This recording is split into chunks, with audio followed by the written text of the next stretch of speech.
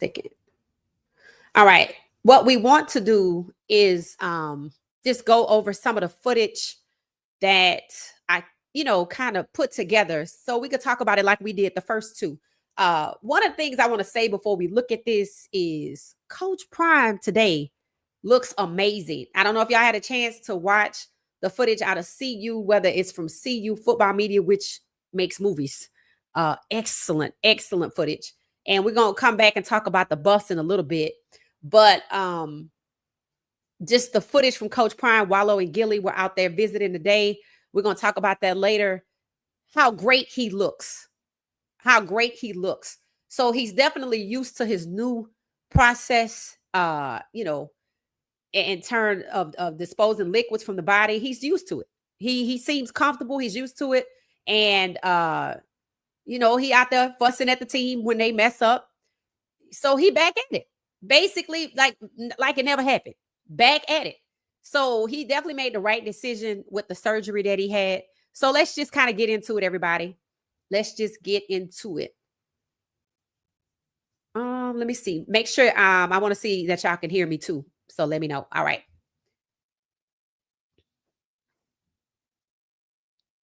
Sharing my screen. All right. All right. Mhm. Oh, I gotta hit the button first. Okay.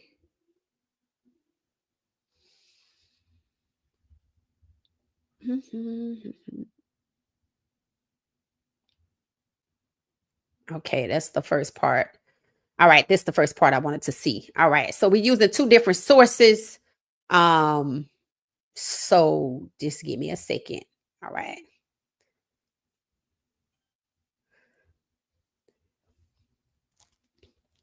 All right, here we go.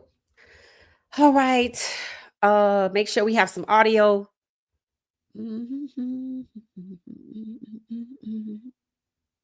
All right, here we go.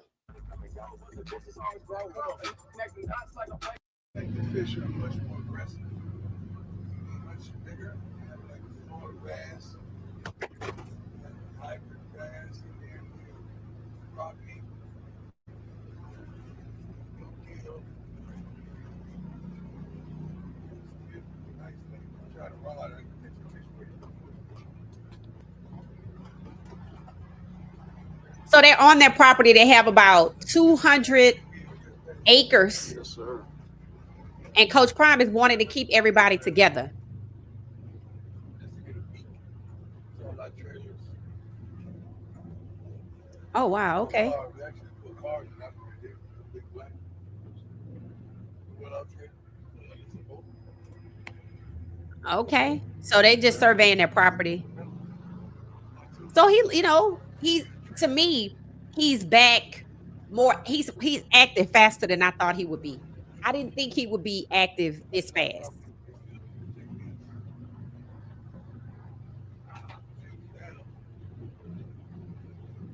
See the trails.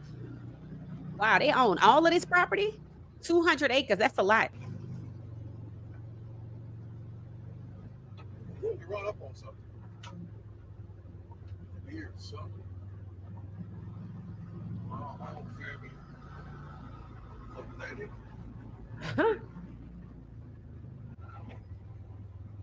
I'm proud of all my kids, boys. So they have another lake.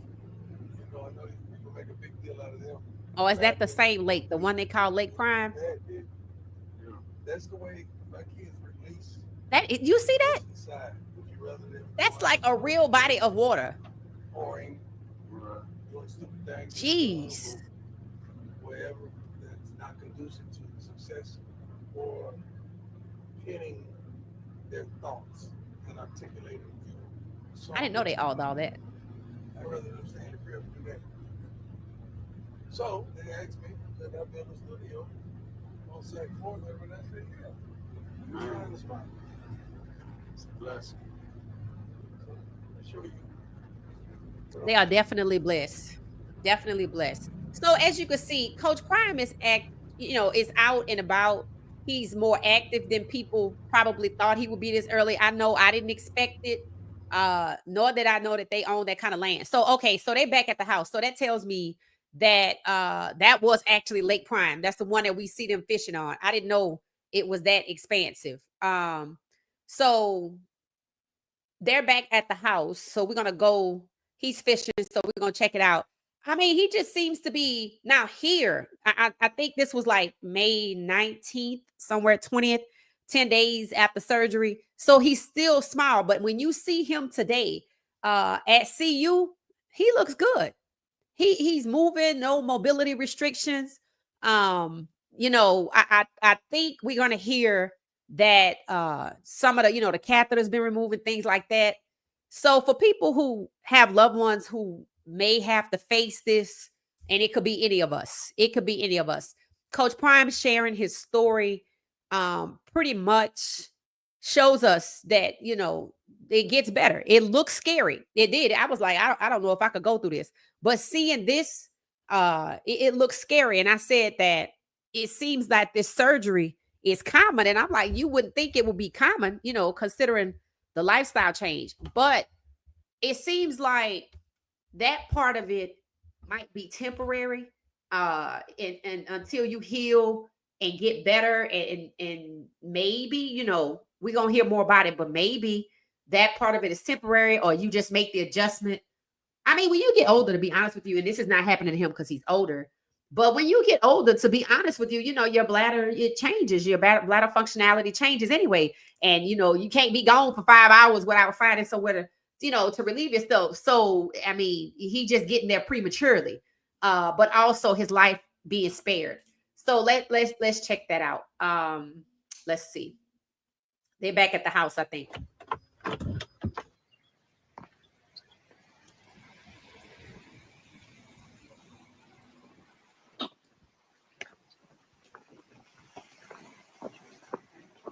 Now this is him going over to his fishing area, his little spot. You never know what folks have going on in their life. You always judging folks. Stop judging folks. You never know what they have going on in their life. He's saying that again. Remember, he said that at the hospital. I don't know what's going on, but something was going on. That's his little spot. Surprised we didn't see him at the gazebo yet. That's the bags that y'all talked about. I forgot what y'all call them. Drainage bags. That's what you call them. One of them is temporary for sure. They both might be. What's that dude? I got different. But I know one is the one connected to the one is a catheter, I think. That's definitely temporary.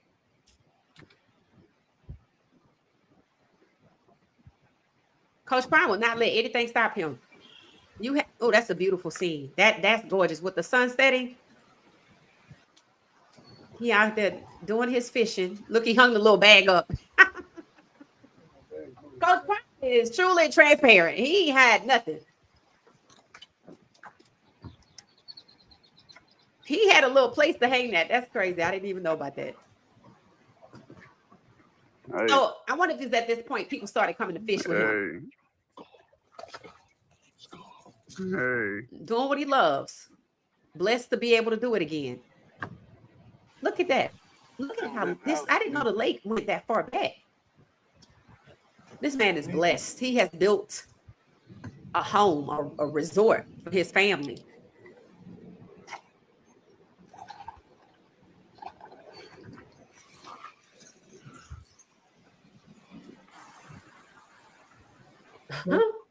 So he seems to be doing good here. He's comfortable with the two bags. He don't let it get in his way. He sit them down. He hang them up. He does his fishing things. So what he's doing is getting adjusted. He's getting three reasons why Black Girl Vitamins collagen powder should be available. So number one, each scoop is packed with 10 grams of collagen. So he doesn't have to. Hold on.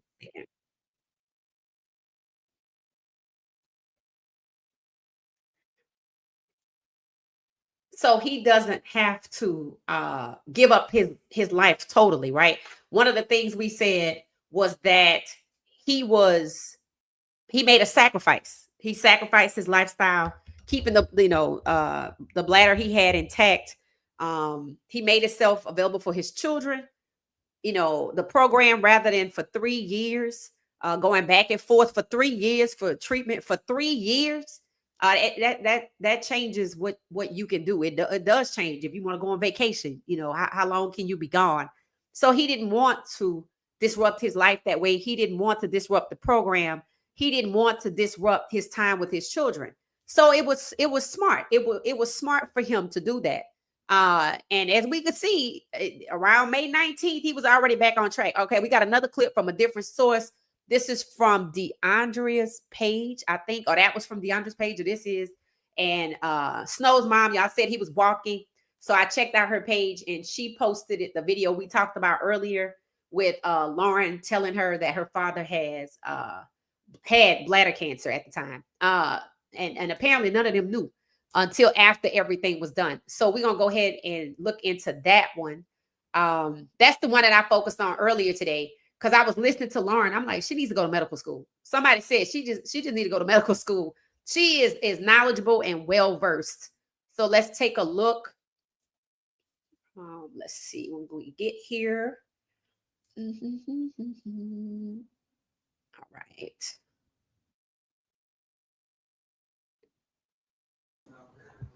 Oh, I can tell. Did you tell her that? Do you know? So your dad was diagnosed with bladder cancer like 4 weeks ago. So he, maybe not. Okay. So he had the two options for treatment. It was either coach. I just want him to grab that bag, coach. Okay. So it was either do treatments, but it was like 36 months worth of treatments, and it was like a really aggressive cancer.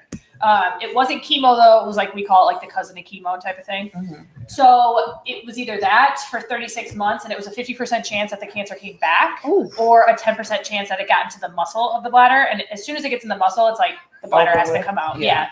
So basically what they were going to do was, I guess he had an option where he could, I don't want to say wing it. He could keep his bladder, keep his lifestyle, go to treatment for 3 years. Not chemo, but something relative to chemo. And there was still a 50% chance it could come back, number one, and a 10% chance it could spread to the muscle. And that's what the doctor said. That's when it has the opportunity to metastasize to the entire body. And that's when it gets to stage 4. So he definitely made the right choice. But this is what I mean by Lauren is well-versed. She definitely, I don't know what she actually does other than rehab therapy, occupational therapy, physical therapy. She definitely should go to medical school. Maybe she does a little more than that. I don't know what she did exactly before she met Coach Prime. All right, let's see. Otherwise, it's going to invasively go through the whole body. So the second option was remove the bladder. Your dad chose the second option. So last Friday, or May 9th, he went in, had the bladder removed. They took a portion of his small intestines to make the new bladder. But while they let the new bladder heal, he's got to have these 2 catheters in.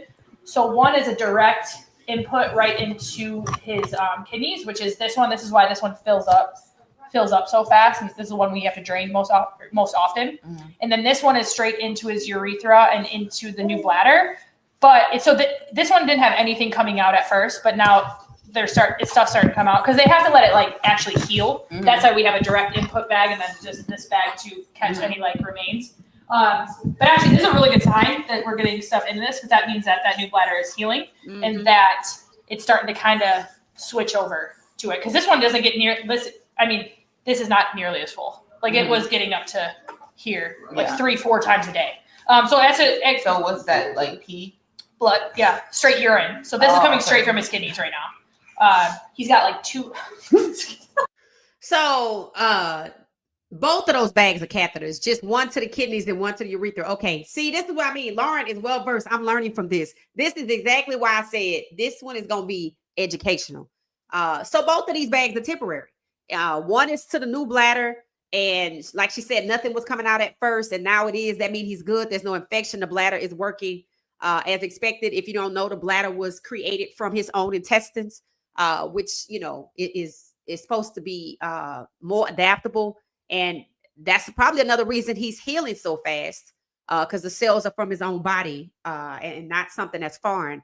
And then I guess the other one to, I guess she said his kidneys. That's the one she said was filling up the most. And I guess at some point that's going to start to lessen. So let's just take a listen there. And there's Snow playing with his grandpa. I just wanted to say, I don't know what DeAndre's plans were. I'm just gonna be honest. I don't know what her plans were for her life, but I know she was in a relationship. She might still be had a child. Maybe thought her and her partner would be living together. This is proof positive that God knows best. This is proof positive that yeah, that might be what you want to do, but this is what needs to happen. Snow growing up with Coach Prime. Coach Prime is a leader of men, right? You see how well the CU players turn out. You see Charlie was choked up that he had to leave football because at one point Coach Prime was like a second dad to him, he said, right? I know that she had plans for her relationship. They probably going to get a nice, beautiful house. Maybe they have one. Her being with her father through all of this time, right? She didn't know anything about this before she came there. Then he started to get sick. She clearly didn't know what he was going through, but she watched him lose 20 pounds. Still didn't know what he was going through. They probably said it was his foot, this, that, and the other. Meanwhile, Snow is there growing up with him. Snow is walking now. These are moments. These are moments that you don't choose for yourself. These are moments that God can make good from bad. Your relationship was maybe not working out, not in a good place. Instead of you living somewhere else, you live with your father at the estate, Lake Prime, that y'all have, and your son gets to grow up around him and become a fine young man, just like the rest of the young men. Yes, he has a father. I'm aware of that. But we're talking about a grandfather to grandson relationship. That's different, right? That is different. And if his father doesn't live in the home with him, having your grandfather there is unmatched. So I just wanted to take a minute to say, I hope she stays, with her father out here. Go to Colorado with them too, for a little while. Let Snow get acclimated to that environment, seeing his grandfather on the field. He's young. He might not remember much, but it's documented. We know that for sure, right? Everything is documented. He'll always have that. So, that might be a sacrifice that you have to make because you might not want to do it, but do it for the baby to be around his grandfather for sure. It's just a blessing. It's just a blessing. He's got two little, on his right side, he's got two little stents that are draining directly into this bag that's up here, and that's coming from here. Okay. So, and then this one is from, obviously, the urethra into his new bladder, but we still got to let that one heal. So he actually gets his out Friday. Fingers crossed, Friday. Okay. And then now he has to start working on his new way of life and how to use his new bladder, which is either going to be, it's going to be different, right? He's going to have to, because the new bladder doesn't have the neurotransmitters that go up to your brain to tell us, we don't have to tell us, we just get the sensation that we need to use the restroom, right? He won't have that anymore, so he's going to have to set timers on when to use the restroom and literally push his urine out of him. Yeah. Push it. Okay, so he's going to have to set timers to know when to empty his bladder because it doesn't automatically function, or is that temporary? So it seems like she was saying on Friday, they were going to take, I guess they were going to take the catheter out, one of the catheters out, and it must be the one to the bladder or something like that. The ureters or something like that, she said, to the kidneys. One of those is going to go away. He's going to have to learn how to get used to his way of life, meaning he's going to have to push on his stomach to expel the bodily fluids and set a timer so he'll know to do it. So it sounds like what she's saying is the new bladder is not automatic. It doesn't function automatically like our, the original does. That while it's new and doesn't have any cancer cells, it's not automatic. It's not going to automatically flush out the fluids. He has to set a timer to do that. Then he already said there's going to be a porta potty at CU, so he can relieve. So that's interesting. Again, I said this episode was going to be educational because I'm learning too. And if anybody have any knowledge and can clarify or explain what she means, is it temporary that he has to push his stomach to relieve the bladder, or is that the new way of life? Let me know if anybody knows. Let me know. Okay, so that was interesting. All right, let's go back to it. He'll well, that's Friday's educational, but we were told that he'll like have to push down on his stomach. They'll give him like kind of like tips and pointers on where kind of to press, and he'll have to like train the new bladder. Like, so at first it's really little right now, right? It's only like this big, they were telling us. And so every 2 to 3 hours when he gets these out, we'll have to set like literally alarms on our phones to like get him to use and like remind him like, oh, now you got to go use the restroom. Now you got to go use the restroom. And then you get up to 4 hours, 6 hours. You hopefully can get up to 8 hours so he can get through a night's sleep without like any accident. Like, it sounds crazy, but like any accidents, basically. So you have to train the bladder. Okay, so did y'all hear what she said? You have to train the bladder. Apparently, it's small. It's going to grow in size, expand with the liquid over time, and that the goal is to get him to 8 hours. But for now, everybody's going to have an alarm to remind him to relieve the bladder because it's not automatic right now. But it sounds like over time, you can go 8 hours, which means you can go a full night's sleep. And I don't know if Karuchi's there or not, but I know she was there in the hospital. I didn't see her on a plane, but she's typically in the background. You don't always see her. But I was thinking to myself, I said, I wonder if he didn't want her around for this part. I wonder if, either she's working. And if she wasn't working, I think she would want to be there, but I'm thinking she might be working. But I wondered, like he said, he didn't want people to see him.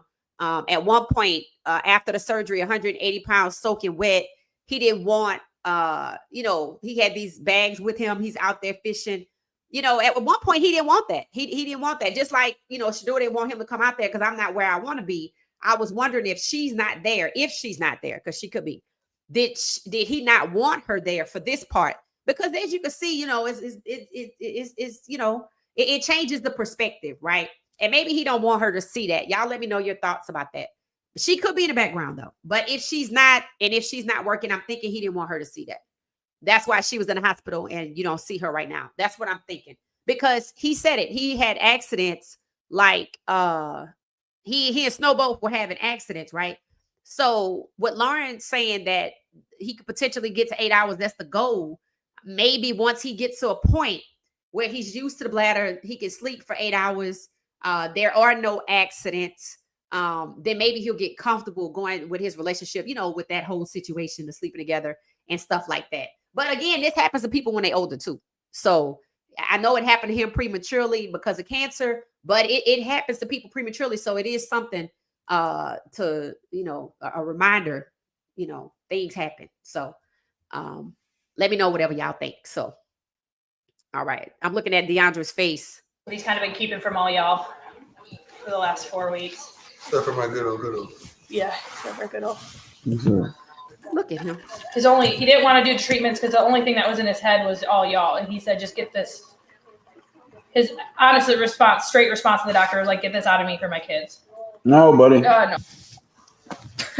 Right in the face. Look at him. He's so cute. And then Mr. Young's coming, so then look at him. See, that's that one leg. That's that one leg scoop. That's why I said he's gonna be walking soon, but I forgot this was pre-recorded. Look at him. This is what he's been doing. So this is where the siblings get to talk about what they just learned. Like Bucky already knew. And it is amazing that a lot of people didn't know, and they were able to keep that from. So Bucky knew, Lauren knew, probably Sam knew, but Deandra was living at the house and she didn't even know, because I think she lives there. So she was there and she didn't even know. Shiloh's in Tampa, so I can understand him not knowing. Shedeur was away as well, and he did say he told them something about his foot. But yeah, Deandra was there and she didn't even know. For 4 weeks, they said. So this was a 4-week process. A 4-week process. Okay. So, he wanted to not worry his children. I told you, I feel like that's a Black culture thing for sure. We don't worry our kids and we don't know for sure. That's just something that I've noticed to be cultural. All right, here's the cutie.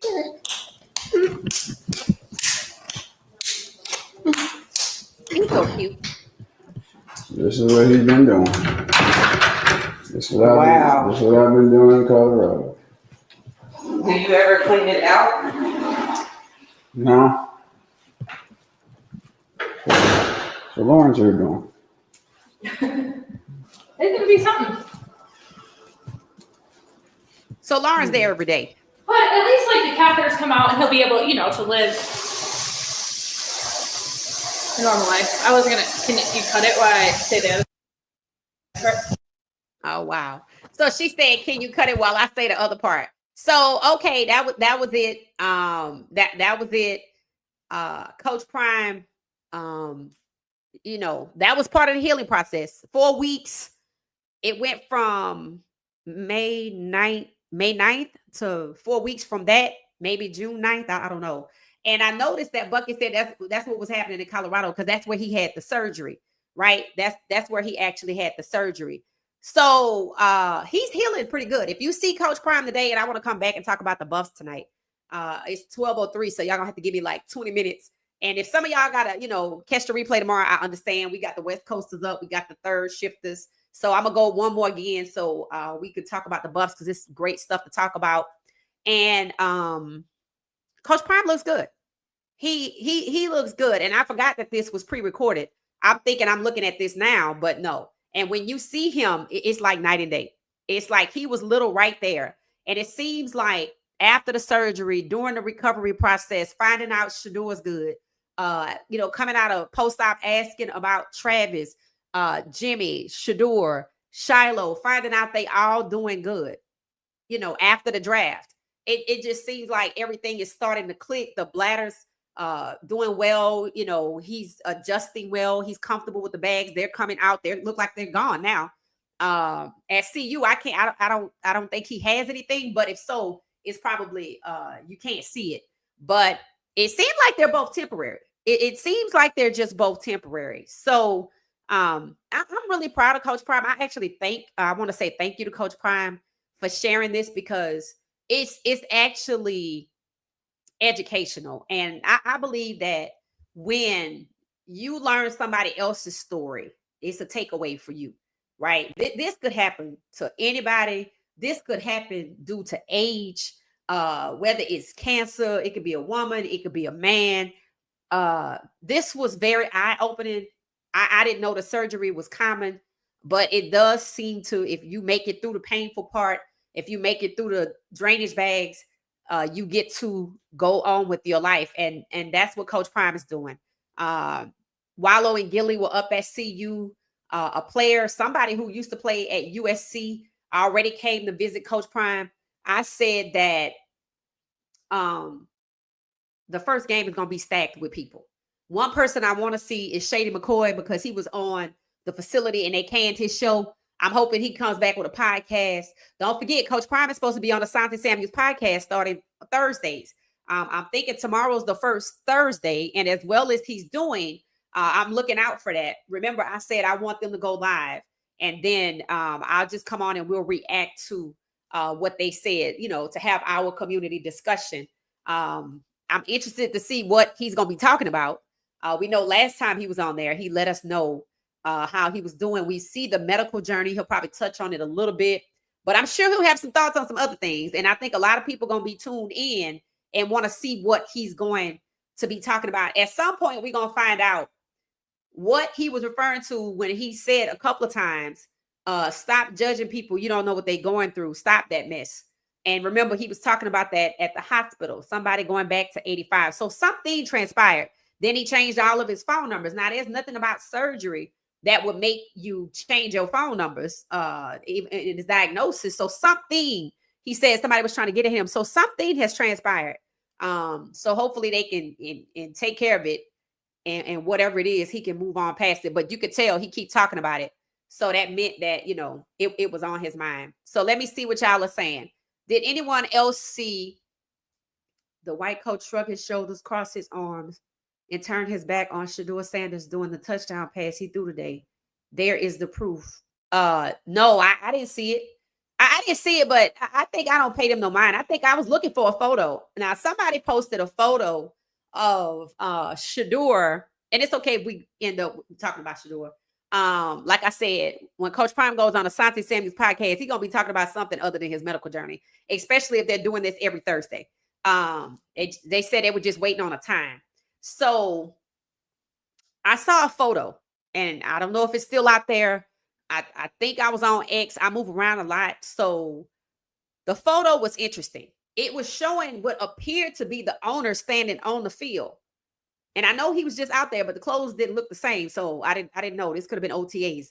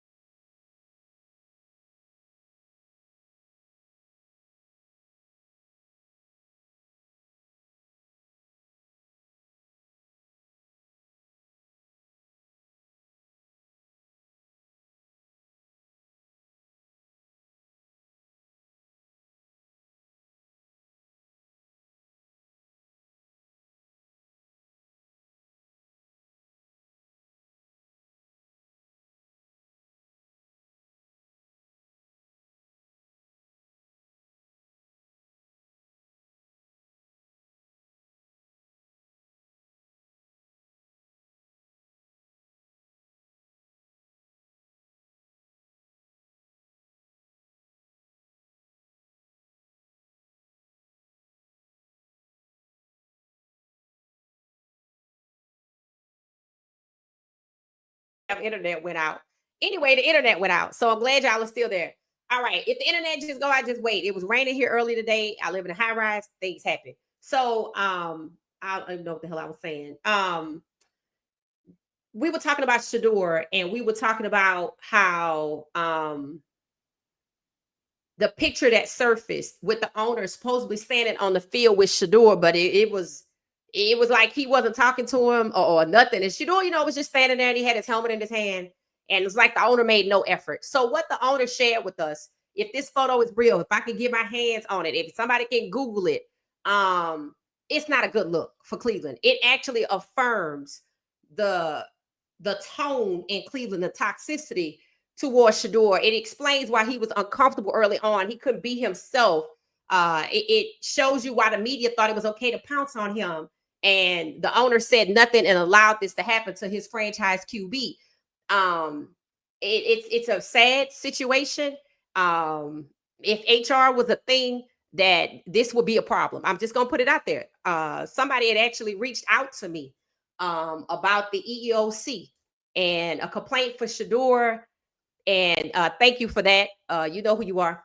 And people are not happy about the way Cleveland is treating Shedeur. And now the owner thought he was being arrogant and putting Shedeur down, trying to humiliate him again and say, I didn't want him. But he told us why all of this has been happening. Because just like in the draft, right? Just like in the draft, what did we learn? We didn't know why they didn't draft him in the first round. People was like, well, he should have went in the first round. We don't know what's going on. We don't really know why he wouldn't go. But then the prank happened. And see, when the prank happened, that's when everybody was like, they trying to humiliate him. But then people didn't really know why and things of that nature. But now the fact that it's happening in Cleveland, the fact that the owner, the fact it's happening in Cleveland, people went back through the same process. We don't know why they're not giving him first team reps. We don't know why they treat him like a 4th-string QB. We don't know why he was a 5th-round pick. The owner coming out it's revealing. The owner basically thinking he humiliating Shedeur after, if this picture is real, with him on the field with Shedeur, not talking to Shedeur, not interacting with Shedeur, basically treating him like, I don't want you here, coming up on the podium and basically saying, I didn't want you. You thought you were humiliating him. You actually exposed that y'all trying to humiliate him, just like the prank in the draft exposed they were trying to humiliate him, which is why he didn't go in the first round. Then, we find out what? That he was locked out of the first round. Boomer Esiason say the owner told him. Again, Boomer Esiason goes on the show being braggadocious, like he trying to hurt Shedeur Sanders' feelings, but they're exposing themselves. Thank you for telling us that the owners took him off the board. Now we know why nobody drafted him. Now we know y'all colluded just like you did in January. But see, there's no arbitration here. This is court. This gonna be a different outcome. And I am of the belief the reason why that case has not moved forward is because the NFL is getting time to get it together. I have been saying that, and I see it. This whole sale of the NFL network, which was horrible towards Shedeur, has something there. So let me offload it. Yeah, I'm gonna take 10% back to make it look normal. Just threw in NFL Red Zone just because, hell, I don't want nobody to know that I'm getting rid of this, so the discovery don't come out. Haslam thought he was being arrogant, and he exposed himself the same way the prank exposed humiliation for Shedeur. And what else? Collusion. The owners took him off the board, and I'm glad. They thought they was bragging. These people are not sophisticated. Maybe they were sophisticated in their tactics in their time. No, they can't hang. We talked about Shannon Sharp dating somebody much younger than him, but not knowing how to maneuver, so he got played. And now the NFL is in the same situation with a younger generation of athletes. See, Joe Gilliam ended up on rugs because he couldn't deal with what they were doing to him. These younger players, they don't end up like that. There's other ways to deal with it. Having Russell Wilson, I think, is a beacon. Having Jalen Hurts is a beacon. Shedeur gonna be like them too. He gonna have to be. If this way God want him to be, he gonna have to be.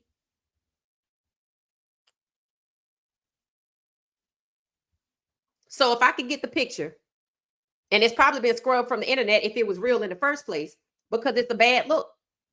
Because right now they are doing their due diligence to clean up before they have to get discovery, which makes me think that case is going to move forward. But by the time they get the discovery, it's going to be massaged. They are getting time, if you ask me, to get it right. Clean it up. Stick to the story. Don't turn that over. Turn this over. Destroy that.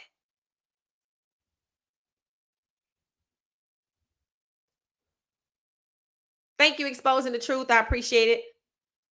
As long as the tubing isn't on the ground, it's okay because of the germs. Oh, okay. It said, while riding with Bucky, Coach Prime said he will buy 170 more acres so each kid can build a home. Oh, I didn't hear that part. Okay. So I knew he said he wanted to keep them together. That's excellent. That's excellent. And see, his perspective is different now. See, after going through, even though he wasn't staring death in the face, and I told y'all this is kind of like a, hey, you at this part, you pass the peak at the top, and like Dave Chappelle said, you get to an age you realize it's not gonna be too many more of these. And after what he went through is life affirming. So let me live with zest, keep my people close to me. He actually, I think his first message to CU is, why am I saving it? Why am I saving all of this money? Because you can't take it with you. And he realizes that. There's other people that passed on before this happened. He had a student who had to step away to deal with cancer. He didn't even have to step away. Everything materialized in the off season and before the worst happened in the draft. That's what protection looks like. So he want to keep his family close. No point me sitting on his money. He probably going to be the one to pay for Charlie's dentistry. He said, we're going to find somebody to bless you. It wouldn't surprise me if it's him. Lauren will be taken care of. Sam will be taken care of. This photo right here needs no caption. I think even CU has a different outlook. I think they happy to have Coach Prime back. See, people think they don't want you around. until they lose you. People don't miss your water until your well run dry. There were a lot of people who had a lot to say, this, that, and the other. We don't like this, we don't like that. But then when they thought they had lost him, now that they got him back, even the cameraman happy to ride on the back of the golf cart that people made fun of because it had gold rims on it. But he don't need to be walking a lot. Not right now. He need to be active, true, but we got to be careful still. Hit the like button for me, please. Hit the like button, hit the like button, hit the like button. Yes, it is my birthday. So if y'all want to bless me, my Cash App will be scrolling across the bottom of the screen. Thank you in advance. I'm celebrating my birthday. It's Leo season, but my birthday is Saturday. I'm thoroughly excited. I'm excited. I feel like I've learned from Coach Prime's situation. My awareness has been elevated. So, I was already happy anyway, but this gives me another reason to, enjoy while you got it because things change. Hey gang, how you doing? How you doing? It says, is Lauren a physician assistant? They have the same training as a nurse practitioner. I don't know, but it's given. It's given that. I don't know what her title is, but it is definitely given. Hey Jerry, how you doing? Lauren has a degree in sports medicine. Okay. So does that make her a doctor? Does that make her a doctor? We say she should go to medical school, but she's definitely good. And sports medicine physicians, because I think they might be doctors, or some sorts, they make a lot of money. And she could end up working for the NFL if they get their stuff together. Or if Shedeur and Cam get a new league, she could be the one. The team, she could be the one. Is she an MD or a DO? That's a good question. I don't know. I am up. Hey, Crowley, how you doing? It said, did anyone else see? Oh, yeah, Ron. No, we didn't. We were talking about the photo. We didn't see it. I'm going to put a star by it just in case. So if somebody want to go back and look for it, the comment. Hey, Felisa, how you doing? Welcome, welcome, welcome. I don't think she was there for 4 weeks. The surgery and initial recovery was in Colorado. Who, Lauren? I know she was there before, but it seemed like she's been there. So okay, was she there for the draft? I'm assuming so. And where is she from? Mississippi, or did she come from somewhere else to join Jackson State? But she's family for sure. She's family. She's definitely family. Oh, Cheryl Lynn must have saw it. Cheryl Lynn must have saw it. I am Ron Burgundy. Cheryl Lynn responded in the comments to it.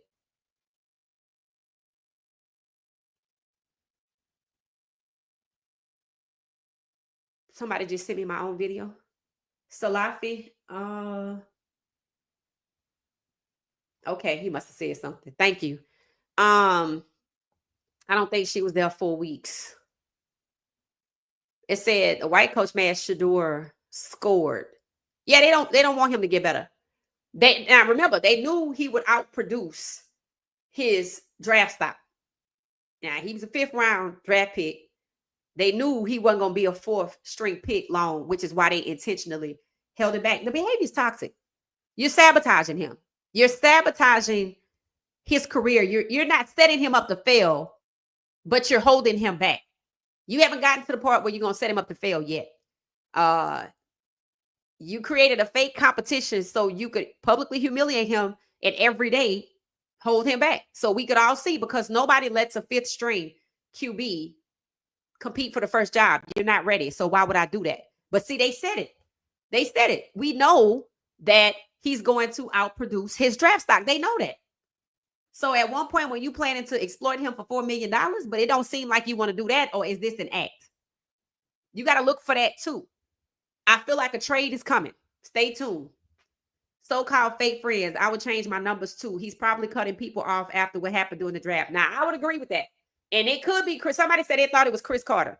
I said, okay, I could see it. I don't know who else spoke out against Shedeur. I know Chris Carter was one. I don't know what his issue was. Jealousy. I'm gonna go with that. Somebody trying to get next to him. Now they could be trying to get next to him to say, I'm sorry, I didn't tell you, and he don't want to hear it. Or it could be somebody trying to harass him. I don't know.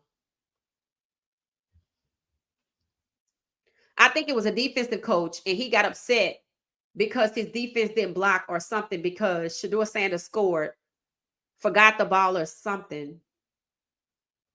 People on that hay are found. Okay.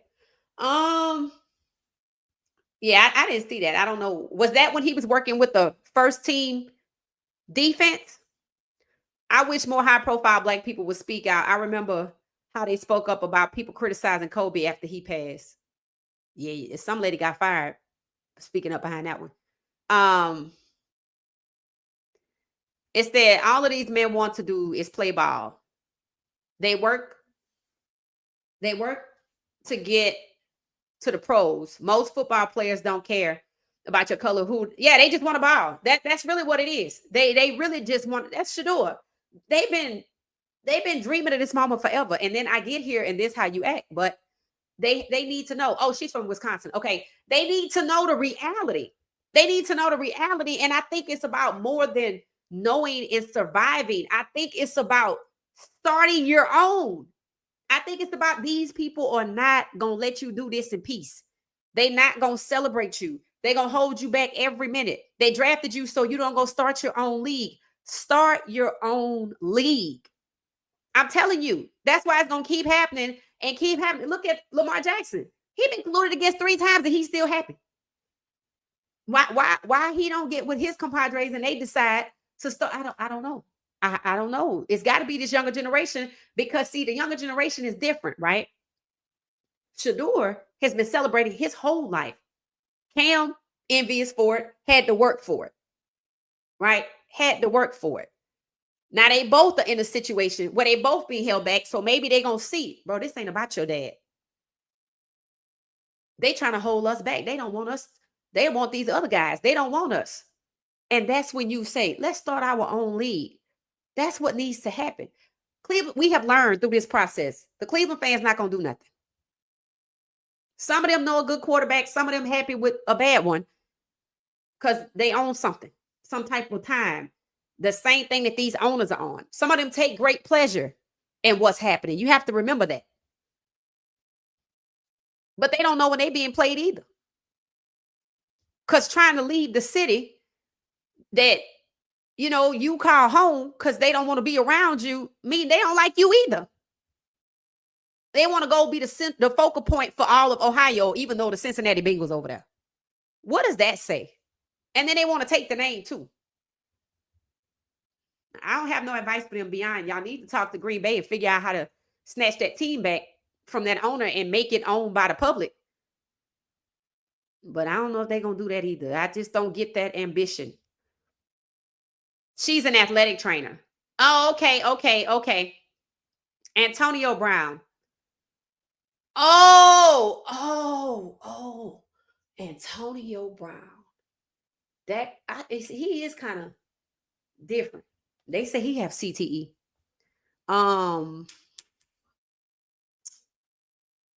Okay. I think Pac-Man Jones would have put it on him by now. I ain't gonna lie. Pac-Man Jones basically told him point blank period, pretty much like Shaq told RG3, don't make me come to Miami and I'm gonna just leave the rest of your imagination about Pops. He wasn't playing about Pops. So it could be him. It could be him because he might be crazy enough, but he said since 85. So it's somebody older. It's somebody older, and I don't know who it is. It said they picked Shedeur for the equity, for his sake. I hope he never takes a snap. They picked Shedeur for the equity. Oh, yeah, like a draft capital. Yeah, they might not get to use that equity. They might not get to use it. They might not get to use it because he hasn't stepped in it. When you saw the media run to start defending Haslam, the Cleveland media, nobody else is defending him. Everybody else ripping him to shreds.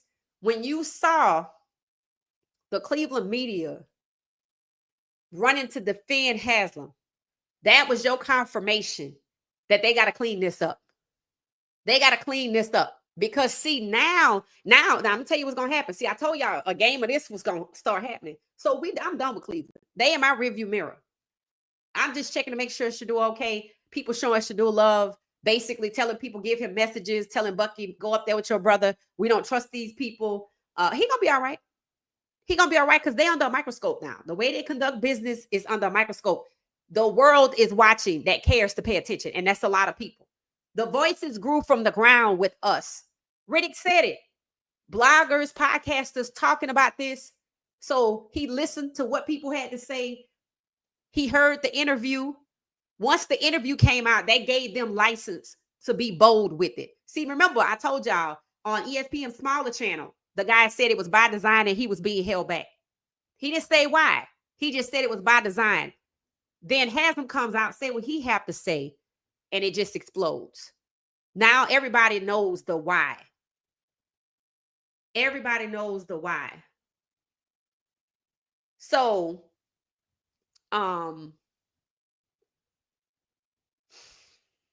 it's a matter of time before he's gone. They thought they was going to use him for draft capital. That's correct. However, he will be forced out of there. And instead of finger pointing at Andrew Berry, how long before the other owners have a conversation without Haslam in the room or on the phone? However they meet some kind of way. Remember, there is a management council that you don't hear a peep out of. They are supposed to be silent. They just are the ones to tell them how to maneuver legally. But from what I've seen, the only reason they have not been held accountable is because arbitration. Now, mind you, they did have an NFL Red Zone lawsuit where the plaintiffs, they won $4 billion or something crazy like that because a lot of people suing. But the judge just on appeal overturned it. And that's because they have protection. And I told y'all during the draft, Shedeur got drafted because they protection called them stupid. And then Shedeur got drafted. And then the next day or so, their protection, because you can't get no more, protection than that. Highest position in the land can make a lot of things happen, which is why I told y'all the FBI being there was very interesting. The protection announced that the 2027 draft is in DC. Don't forget about that. And now the protection is saying they want the Washington Commanders to change their name back to whatever they were before, the Redskins. Let's see if they bow to that. Is that why the FBI is there? They're there for a reason. So, yes, there's work to do. But again, the moment Shedeur was drafted, they were acting like that didn't happen. The prank. They act like that didn't happen. They want to push past it. See, that's why I said this is evil, because you would think you would have stopped by now. That just tells you they all gonna fall on a sword. Somebody running around there with one of them little pens that can record audio and or video. Shedeur get ready to be forced out of there. He gonna be gone before that happens. He gonna be gone before that happens. It's not gonna be up to them, because right now, just like after the prank, after their protection came through, they had to figure out what to do with Shedeur. It's getting ready to happen again. But 47 didn't have to say nothing this time. Haslam did it to himself and to the rest of the owners, because people are asking questions. Everybody's talking about this. So I'm sure the management council's advice, because Shedeur works there now, before, he's not going to file a grievance. Just put him somewhere else. Did you say you was going to put him on waiver wires? Yeah, so we can't waive him. So just put him somewhere else, and this will all go away. Let's see if it's true. So Haslam basically is the one that's going to swing that door wide open, because he catching the heat. Cheryl Lynn, thank you for the support. I appreciate it. It said the owner just proved a point that Cleveland Browns is sabotaging Shedeur's career. Yes, sir. 22. The black community in Cleveland I think the black community in Cleveland might be at work. On the first day of open practice, I didn't see none. I said, oh, it's a weekday. Now, again, I told you that the medium home value in Cleveland, if I could get it wrong, Somebody can feel free to look it up on Zillow, Truilla, or one of those sites, or Google or AI, was $227,000. That's some hardworking people. So that's why they weren't there. That's why the people that were there were there. One guy asked Shedeur to help him get into CU. And I was like, bro, don't ask him that right now. And he was like, can you help me get into CU? I applied there. Shedeur was like, I don't really have no pull there right now. I'm like, that man brain is taxed, because you gotta work to keep it together. You gotta work to keep it together. So that just show you that even though he going through everything, some people still willing to ask of him, and that's immaturity. That's all that was. The owner just proved the point. Yes, that's the point. Lauren is from Wisconsin and has an athletic trainer's degree.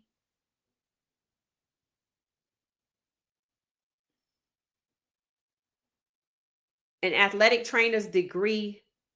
Lauren also worked for the XFL. Oh, okay. Okay. So there y'all go. Lauren worked for the XFL. She has a degree for an athletic trainer. Okay, so she's not a doctor, but she could be.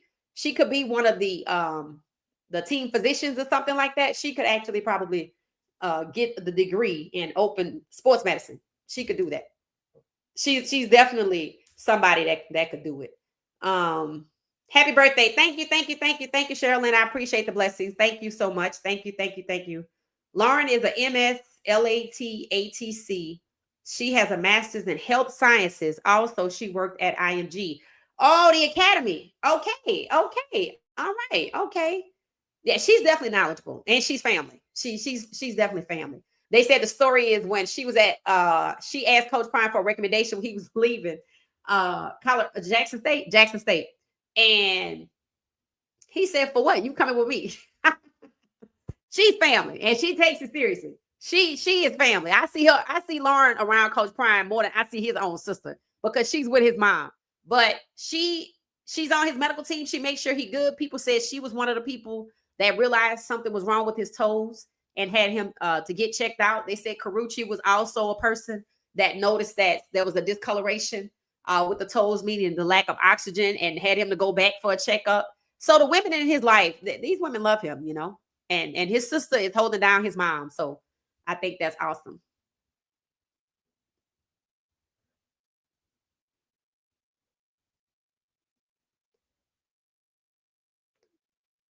Thank you for the happy birthday wishes. I appreciate y'all. Yes, thank you so much, ma'am. Thank you. Antonio clips before and after hits. I hate to say it's they said he has CTE. They really did, but they say he need to get help, and he's refusing to get help. You know what? I see the next question. I ain't put it on the screen yet. Yes, that could be it. It says you're welcome. Okay, thank you. Now I'm gonna put this on the screen. Look at what Miss Pamela is saying. Could he be Jerry Jones, 85?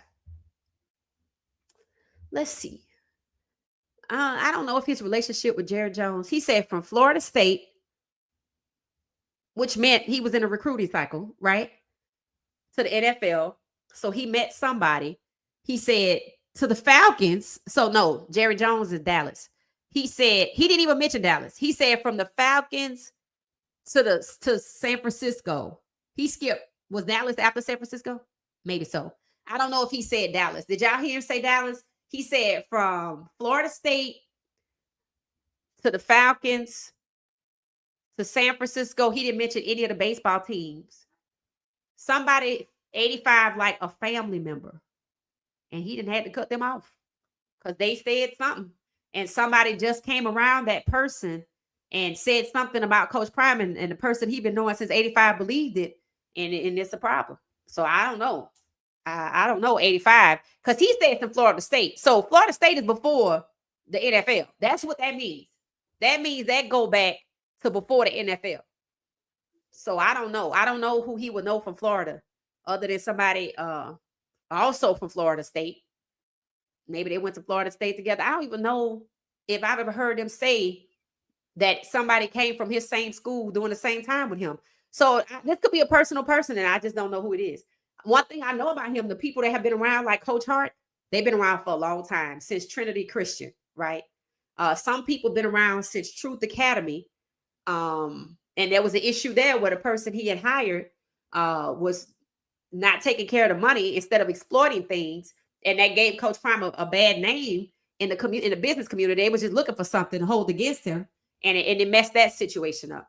So he had to learn to be very selective with who he has around him, trying to put friends on and getting burned and this, that, and the other. So if people want to know why he moved like he moved, because he tried it. He tried. Equity as in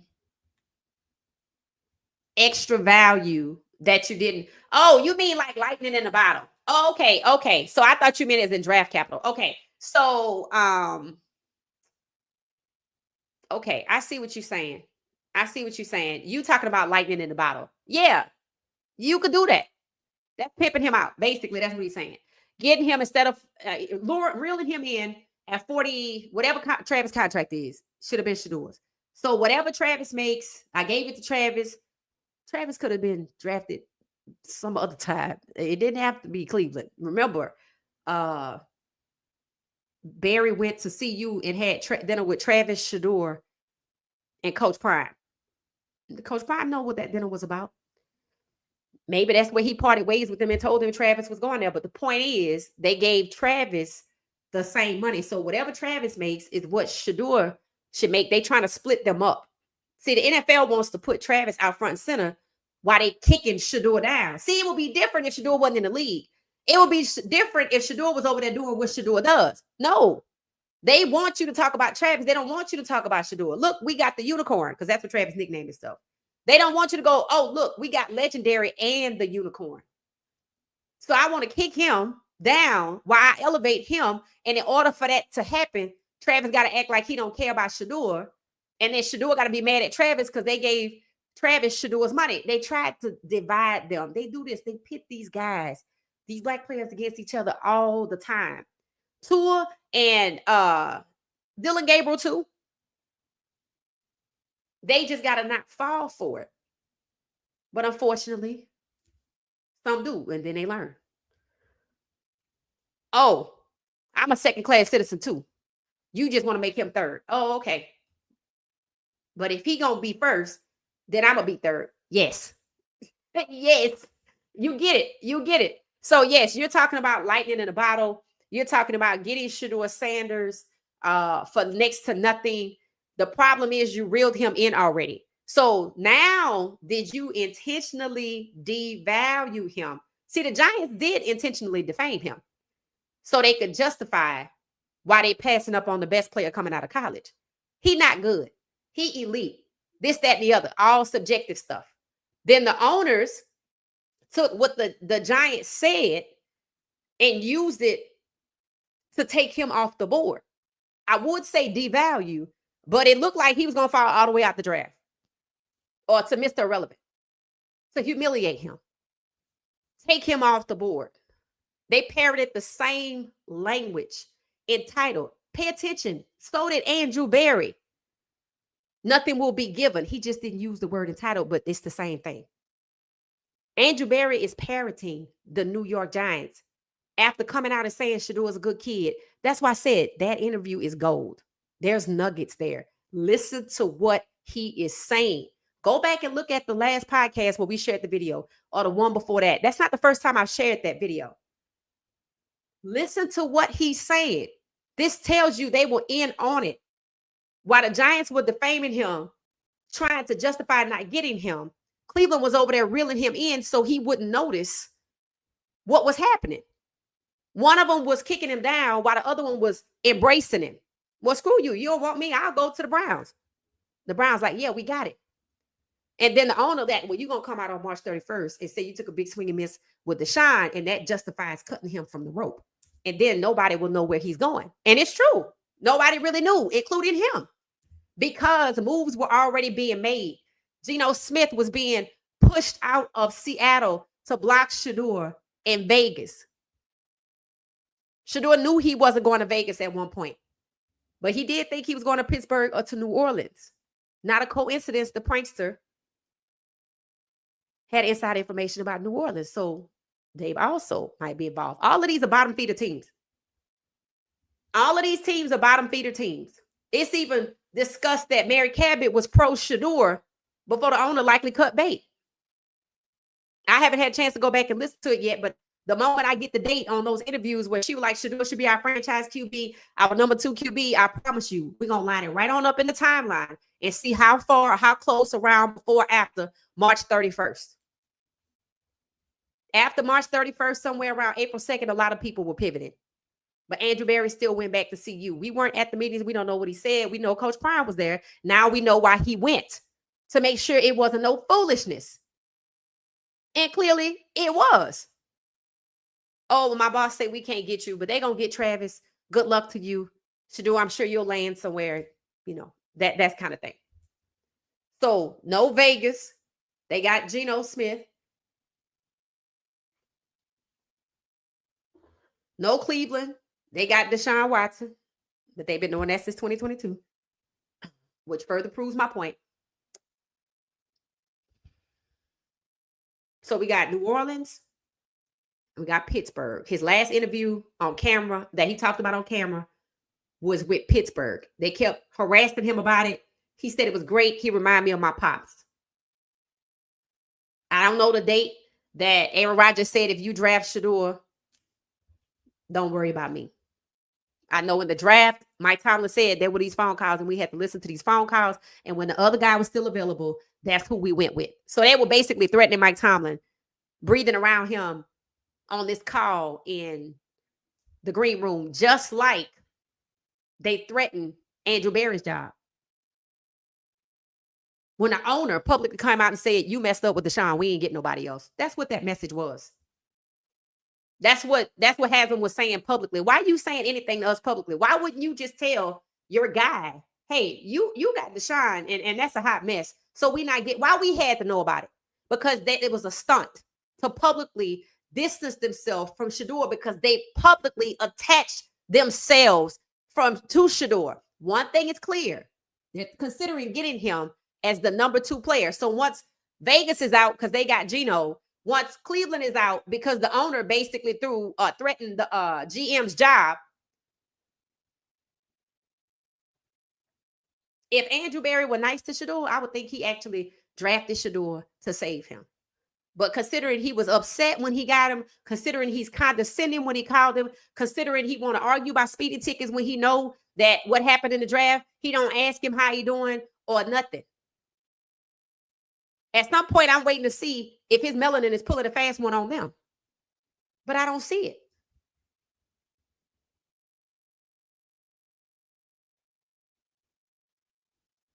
So he stabbed him in the back too. He allowed himself to be used. I'm talking about Berry. It was a stunt. And now it's becoming clearer that the Giants and the Browns and the Saints may have all been in on this. It was not a coincidence. He knew what was going on with the Saints. It's not a coincidence. He thought he may have been going to the Saints. That came from somewhere. It came from somewhere. Not a coincidence. Alvin Kamara showed up at CU. Yes, he knows Swayze. We know that. But he was upset afterwards.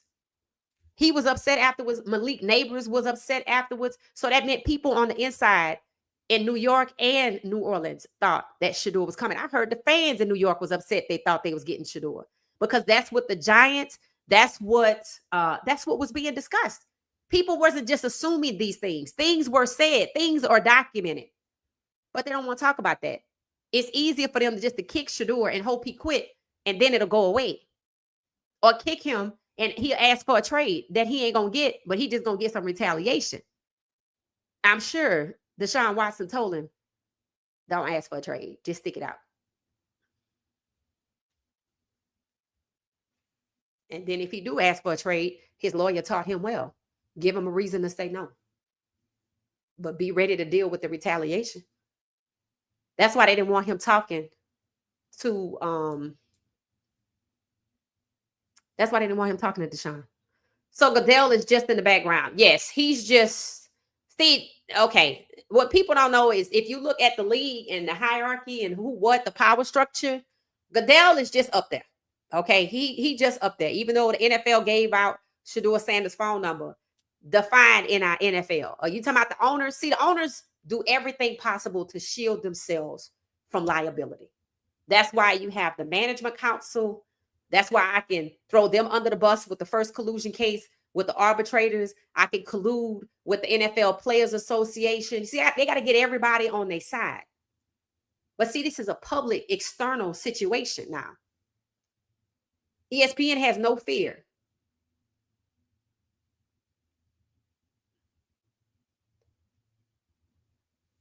Disney has black customers too. So they're not going to trade them waters.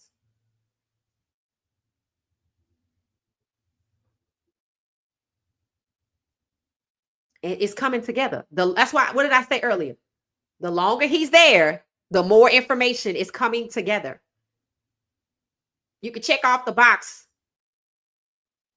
He wasn't on the draft board, so it's a mystery how he got there. You can check off the box. They really don't want him. They don't value him. It's true. They don't support him. They don't support the best QB on their roster. Why they being so mean? Because they guilty. That whole pre-draft process, pivoting away with the owner coming out, being defamed by New York. They was working together. Keeping him there. See, they wanted him to go to Green Bay. New York kicking him. So he'll run when he's open arms by a black GM. I got you, boo. Come on down to Green Bay.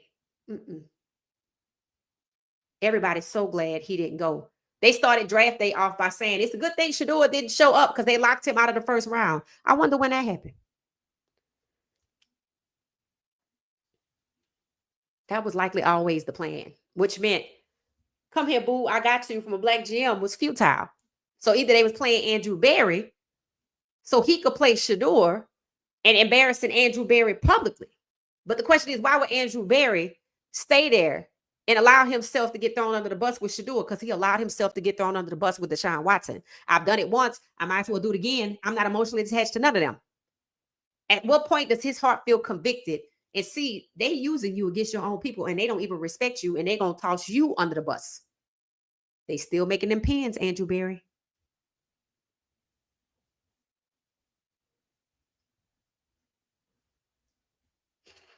Nobody got you a bottle of wine for your birthday, girl. Yes, they did.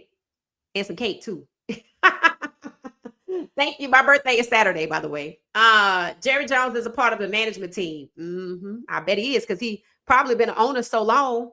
Hit the like button, hit the like button, hit the like button. They're going to sabotage Shedeur in the preseason game because once Deion overtalked himself by telling Michael Irvin that Shedeur said, here's the thing, 22. Deion can say that because there's nothing Shedeur could do. Nothing Deion is saying is going to, he ain't said nothing, and they still kicking him and abusing him. So he can say what the hell he want to say because he know that don't have nothing to do with it. He was in the league. He was in the league. Google calls Jerry Jones before they answer a search about him. Probably kind of true. That's hilarious. That's hilarious. Cheryl Lynn said blue collar city. What does that mean? Blue collar. I get it. Yeah. That makes sense. I'd pay $227,000 not to live in Cleveland. I don't know what it's like. Like I said, I was there for a short period of time. I think I might have stayed in Cleveland for just a few days, like maybe 4 days, four days at the most. Yeah. And then like went to Minnesota. So I wasn't happy to be up that out. I wasn't happy to be up that out. I can promise you that. But I don't remember a Neiman. I remember a Neiman's in Minnesota at a mall. I do not remember a Neiman's. I remember a mall in Cleveland, but I don't remember a Neiman's or anything like that. It was not upscale in my opinion. And they had some diners with some good food. I remember that. Has them covering his butt with the other owners, right? Until they stand against him. And they're probably not going to do that. They're going to have to figure something out. Countering rumbling of mismanagement, throwing GM Barry under the bus for bringing in drama in the fifth. Yeah. See, my thing is with the owners, Wild Dog is on to something. Okay. So this is what I mean by finger pointing. The level has increased, elevated. So we saw Barry thrown under the bus. The confirmation, the culture came from the top. We don't want him. We don't value him. That's exactly what Haslam confirmed. That's why Stefanski and Barry were being good old boys. But Stefanski hadn't been thrown under the bus. Barry has. And Haslam did a good job of telling us what Stefanski's supposed to do. He's in charge of the reps. And the draft selections are Barry's doing. They have absolutely no black OCs for a reason. OCs work with the quarterback. So if I don't want no black men working with the quarterback, I don't want no black GMs picking black quarterbacks. So that was a lie. That was a lie. Only if you could devalue him, and only if you could devalue him and make me some money, but they're not even treating him like they don't even want to make money with him. They did not choose him. He got put there. He got put there. CP's family members have died due to blood clot issues. He had no idea of family medical history. Oh, wow. And sometimes you don't find out. I got it, Cheryl. I figured it out. Sometimes you don't find out. Refusing treatment is the first sign of almost every mental disorder. It is. It was funnier the way you wrote it, Cheryl. It says, God bless Antonio Brown. He's wilded and we all know it. Yeah, it could be him. I don't know. Again, if it was him, I'm pretty sure you would have heard Pac-Man Jones say something. So I don't think it's him. Again, it goes back to 85. So that's somebody that we don't maybe know that has been around the entire time. But again, for somebody new to come along and tell them something, and he said they have something to gain, I don't get it. Maybe we're not supposed to get it. That's possible too.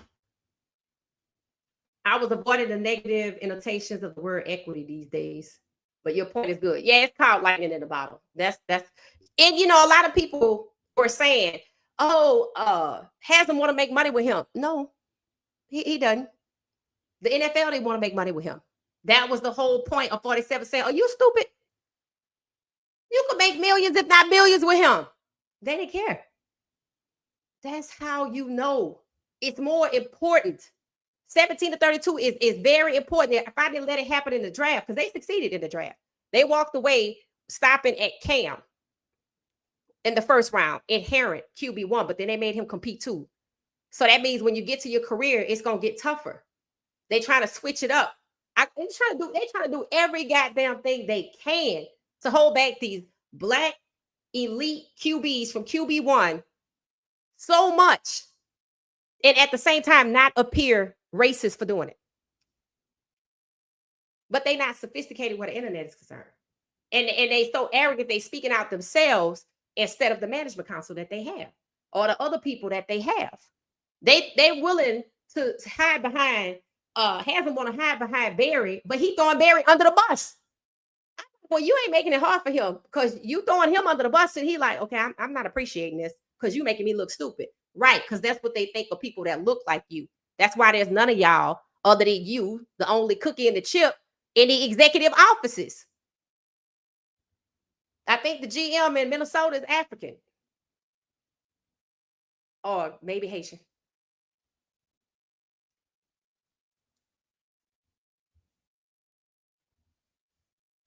If I was Deion, I would skip the NFL Hall of Fame ceremony because why would he be going there? Who said he was going there? Is it coming up or something? 22? Let me know. It said the Giants did what they did. That's why Jackson Dart not performing well. Karma, right. And Cleveland finna get it. As soon as Shedeur get the hell up out of there. Watch what I tell you.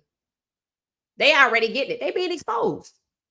They're being exposed. And New York is still on it. They still, believe me, behind the closed scenes, they are trying to figure out how to keep that record intact. I don't know what forced them to finally have a black quarterback, the last team in the league to have a black quarterback. So nobody should be surprised that they are were fighting in the draft. So they didn't have to draft an elite black quarterback. In fact, I don't know if they have ever drafted a black quarterback. They got Russell Wilson through trade. Tyrod Taylor, I feel like maybe through trade. Geno Smith, trade. I'd have to think about it. Jameis Winston, trade. I'd have to look into it. That meant Shedeur would have been the first quarterback that they drafted that was black. I have to look into that. So it's not a surprise that they didn't want a black quarterback, period, because they've never had a black starting quarterback. But now that I'm not even sure, because I don't really look into them like that, I would have to look to see, have they ever drafted a black quarterback in the history? Or was it always through trades, always relegated to QB2? So far, it's looking like a yes. If somebody find out, let me know. So yeah, New York is they can't do what they wanted to do because Jackson Dart is not who. Well, Jackson Dart is exactly who they said he was. He already hit his ceiling. Shedeur had the most upside. That's why Dart was a number 6. So when Chase Daniels was saying, yeah, Jackson Dart gonna sneak into the first round, I said if he good, he ain't got to sneak. He was their preference, and now they paying for their preference. Let's see what they fans say, because the fans are the ones that had them on the hot seat in the first place. And that organization needs to turn hands for sure.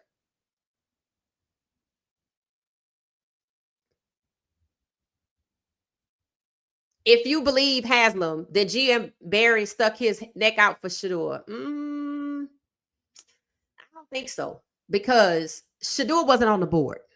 Barry didn't draft Shedeur. It appeared to us that he did. If he had never pre-drafted him extensively, if he was nice to him, even behind closed doors, Shedeur was uncomfortable there. Barry controls the culture because Haslam is not there every day. He could have easily said, look, we might not want him, but y'all need to be nice to him. You can't draft somebody that's not available. See, that's the problem. People want to say Cleveland saved Shedeur, and that's what they want to make people think, so you don't see what really happened. They were in on it with New York. They were the ones that reeled him in to try to get him to Green Bay so it could happen like it did with Lamar. But, the owner cut bait, so I'm not coming. He picked up on it. They said he had started having these dreams. Yeah, that's stress. That's stress in a discerning spirit. When your subconscious start talking to you, you got a lot on your mind.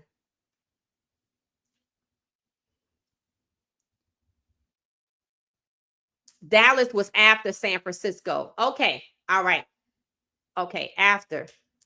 Haslam has been under pressure from the media and his ownership group since 2012. Heads are going to roll if the Browns have a losing season. They ready to have a losing season. They didn't even get a quarterback. They didn't get receivers. They didn't get an O-line. They plan to have a losing season. And it wasn't to get Arch Manning. Hell, Haslam say he don't even know him. I don't know if he's lying, but he could be. It don't matter anyway. He ain't going there. That stadium not ready till 2029, so there's no reason to go there. There's nothing worse than being an unappreciated employee of property. The Browns can't. Yep, that's facts. That's facts. That's facts. That's fact. Hit the like button. It's free.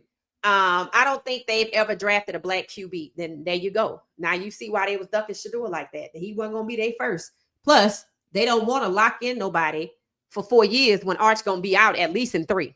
If he going anywhere, it's going to be with the rest of his family. Minus Peyton. It's going to be with his grandfather and it's going to be with Eli. If they got Jackson Dart there, you don't think they're going to get their grandson or their nephew there? Come on now. That's their brother's son. I'm like, please. Freeman Harris, thank you for the support via Cash App. I appreciate you. Lewis Reddick said that Shedeur is skating uphill because the odds are against him. Right. There's nothing he could do. The coach will call plays that Shedeur is not familiar with to make him look bad. Right. That's why I said, okay, that's what we were talking about on the last podcast or the day before. They're doing things that we can't see, having him do the same play over and over and over, and nobody will stop it. Right now, Myles Garrett has come lately.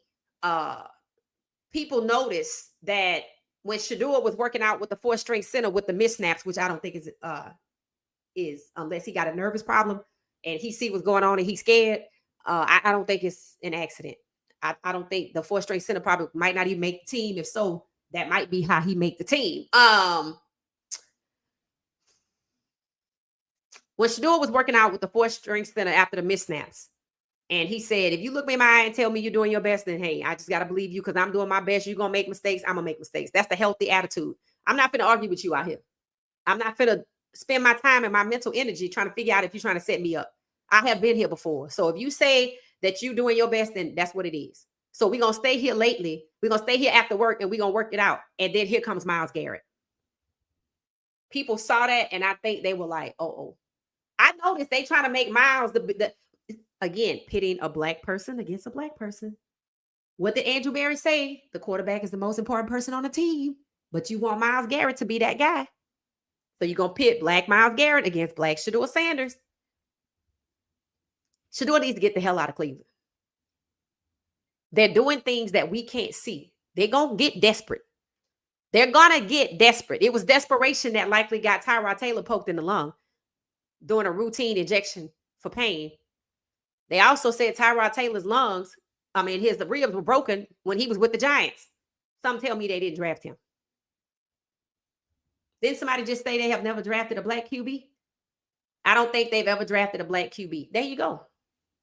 So Louis Riddick is right, and it's got to be the best hire that Stephen A. Smith has ever made, because he is standing on their heads, and the rest of them have followed suit. The rest of them have followed suit to the point where Cleveland media feels insulted. They trying to rally around Barry, sending Albert Breer and all these other talking heads onto like the Rich Eisen show, the Dan Patrick show. Don't nobody care what y'all got to say. We see for ourselves. All Haslam did was confirm that the culture came from the top, and his good little boys were just carrying out his orders.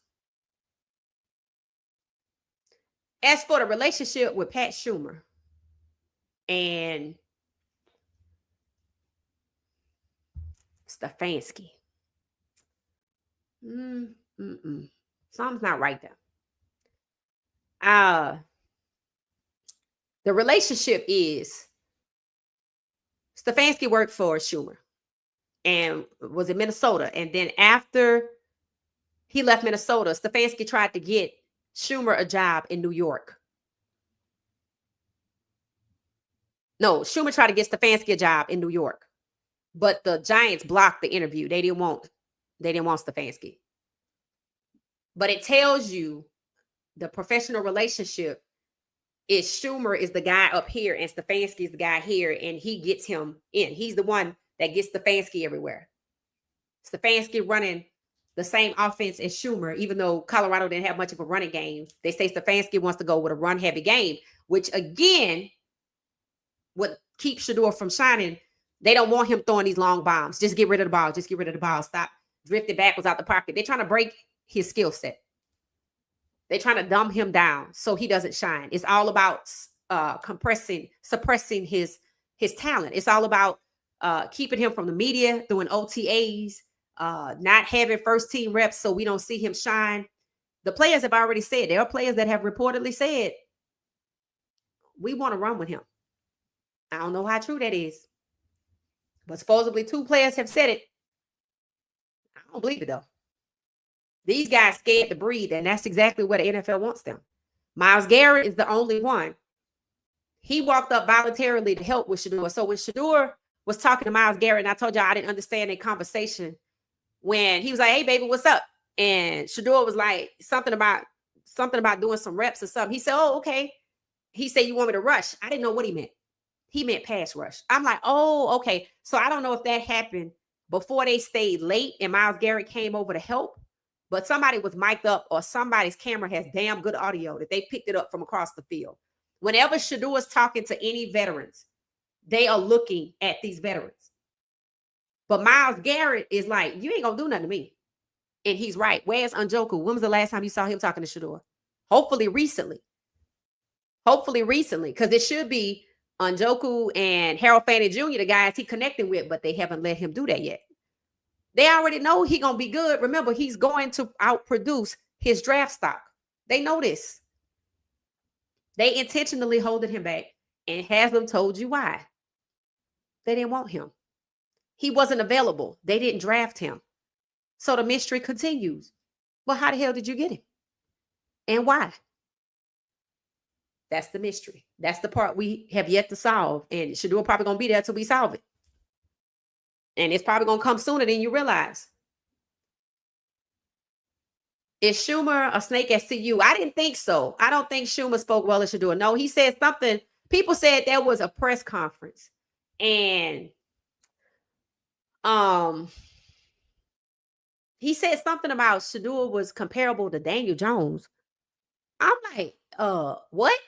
I'm like, well, there has never ever been a good comparison for a QB. Why would you say that? Now, remember when, let's see if I can find it while I'm talking. Remember when I did all the videos where I had up the screenshot with the different color Sharpie markers on it, and it was from the anonymous coach? Remember that? Does anybody remember that? Okay, on that, I know what it is. On that screenshot, hold on, draft day. I have a folder called draft day. On that particular screenshot, I noticed that. Oh, let's see. I noticed that the guy who was talking, the anonymous assistant. Now, this is an assistant. I was like, you don't have no power, so you just shut up because ain't nobody talking to you no way. An assistant ran around and said a lot of things, right? Well, I noticed the assistant said two things. He calls his own plays. How you know that? And nobody cares who your daddy is. So people were upset that Shedeur called his own plays. How they know that? And people felt like he was privileged because of his dad, kind of like the Mannings. But people have already said they're not the Mannings. That's that Jim Crow I was talking about. Colored only. Whites only can do certain things in NFL because they don't respect black people. Race norming. Prove me wrong. They supposedly stopped practicing race norming in 2021, but in the 2025 draft and in the 2025 training, it seems like it's alive and well. So $1 billion settlement wasn't enough. It wasn't enough. So I noticed that's what the guy said that stuck out in my mind. I also read online, it says the NFL allowed these anonymous sources to trash Shedeur. It used different verbiage, but it's basically saying the same thing. The NFL allowed these anonymous sources. It said the NFL allowed these anonymous sources to trash Shedeur. So that means the NFL that gave out Shedeur Sanders' phone number allowed the Giants to defame him.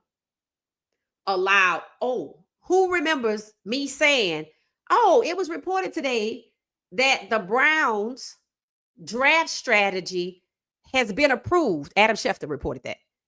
And my thing was, why does they draft strategy have to be approved? Do they think they GM is slow or something? So that draft strategy was approved at one point. I have to go back. It's on Adam Schefter's page. I'm sure I can still find it. So that draft strategy was approved. I don't know if that was when they was with Shedeur or when they pivoted to Dylan, but it was approved. So the NFL let people run around and trash Shedeur. It's reported. It's documented. People know this. Even Saban said it's disgusting how people are allowed to run around and spread false narratives. That's called defamation. That's what Mike Tomlin meant when he said there were these phone calls and we had to listen to these phone calls. And then the other guy was still there, so we took him.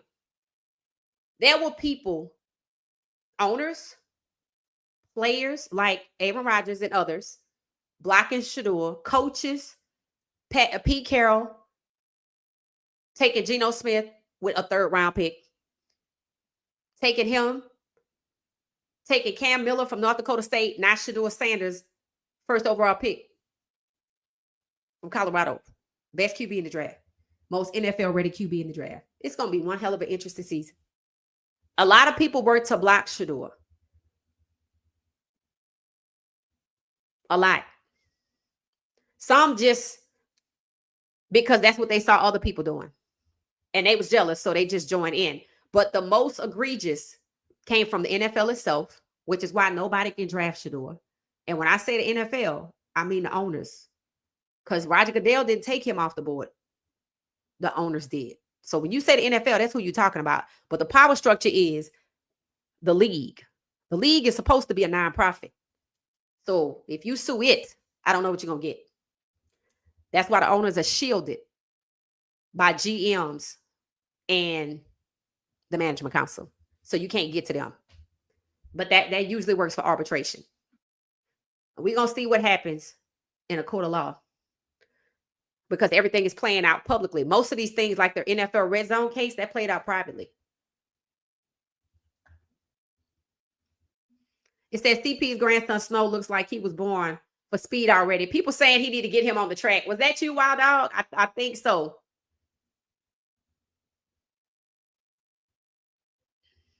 Myles Garrett is a good dude. He can't help himself. Oh, well, that's good to hear. That's I don't know them, so I didn't really care what I saw from Jerry Jeudy. But I get it now when somebody gave me some cultural background. Felista Miller, I remember that press conference. Yeah, Schumer said that. And again, what did I say happened today? Did anybody have a chance to Google it? Okay, so see, I was of the opinion. I started to wonder if Coach Prime was slow to come back to see you. We talked about it. I said, did somebody up there do something they have no business and stab this kid in the back and Coach Prime too? But then we found out about the surgery, so it just seems like no, right? But I remember Coach Prime saying, I hope Byron Leftwich does the right thing, right? And then in comes Byron Leftwich. Yesterday we had the conversation about his title, offensive analyst. Somebody even said it on X. Byron Leftwich ain't coming to see you just to be no offensive analyst. And I said, wait a minute, that's what Pat Schumer was. I said that's what Pat Schumer was. I said the other guy was on the way out. They had to find somewhere else for him to go. That's what I said. Because it was a new contract and they didn't want to pay him. And Prime, you hired him, you got to fix that. And people was hating on Coach Prime anyway. So he magically gets a job. And then Pat Schumer is elevated from offensive analyst to offensive coordinator. And one of the things Coach Prime said is he liked Schumer's relationship with Shedeur. He listens, they respect each other, they work together. In other words, it's not just the OC barking out orders to a player. It's a player also having input, which again is what people were dragging Shedeur for. He had the ability to call his plays. Coach Prime called his own plays as a QB in high school. It did sound foreign, like, okay, and so there were people who were upset that Shedeur had decision-making ability and said because of his daddy. So then the guy said, anonymous assistant coach, and nobody cares who your daddy is. And when you get inside of a real NFL locker room, it's going to be a culture shock. The locker room loves Shedeur. The ones that let on. You even had a player's wife to speak up and call him a hero. The NFL has underestimated this situation. They like the Cleveland fans going to show up anyway. That's why they're getting a new stadium somewhere else. Oh, they're going to love it. They're going to come out there. We don't need Shedeur. They don't want to admit that he can help make them better because of who he is, not a Sanders. I don't want to win with you. Have they ever won with a black quarterback? They've had several. Look at how their careers are gone. The longer Shedeur is there, the more people going to talk. I think a trade, they going to force a trade on them. They're not going to have a choice because Haslam messed up. The owners do everything together incestuously close. The media going in, Cleveland trying to save him. It ain't working. So now the owner's going to be like, look, we got to fix this. You our dude and all, but we can't have everybody coming our way because, we don't want to be dragged down in it. So we're going to have to take Shedeur from you. And we're going to have to put him somewhere else. Because he basically opened the door, which exposes the collusion. Of course you wasn't going to get him because y'all had taken him off the board at some point. He was locked out of the first round. Whose idea was that? They don't want to talk about that. Why was he locked out the first round? Talking about they didn't have a first round score on him. A guy went on Pac-Man Jones podcast and said, yes, he did, because I gave him one. See, they lie thinking that we're not going to know. They're not sophisticated. They do stuff to Shedeur on the field and think it's not going to get out. Somebody has a pen with audio and possibly video. Just mark my words. Well, the teams were all there to scout Hunter. All the other medias they took were secondary. I mean, yeah, I guess. I mean, they scouted Shedeur, though. Shedeur was scouted heavily. Look at the scouting reports online, including by the NFL. In fact, the guy that did the scouting report for the NFL on the NFL site actually says if Shedeur does not get drafted in the first round, it's going to be a problem. There's a problem. They didn't listen. They didn't listen to the people that they pay to give them advice. Shedeur is listed as a first round projected draft pick by the NFL itself. It was still on their website last time I checked.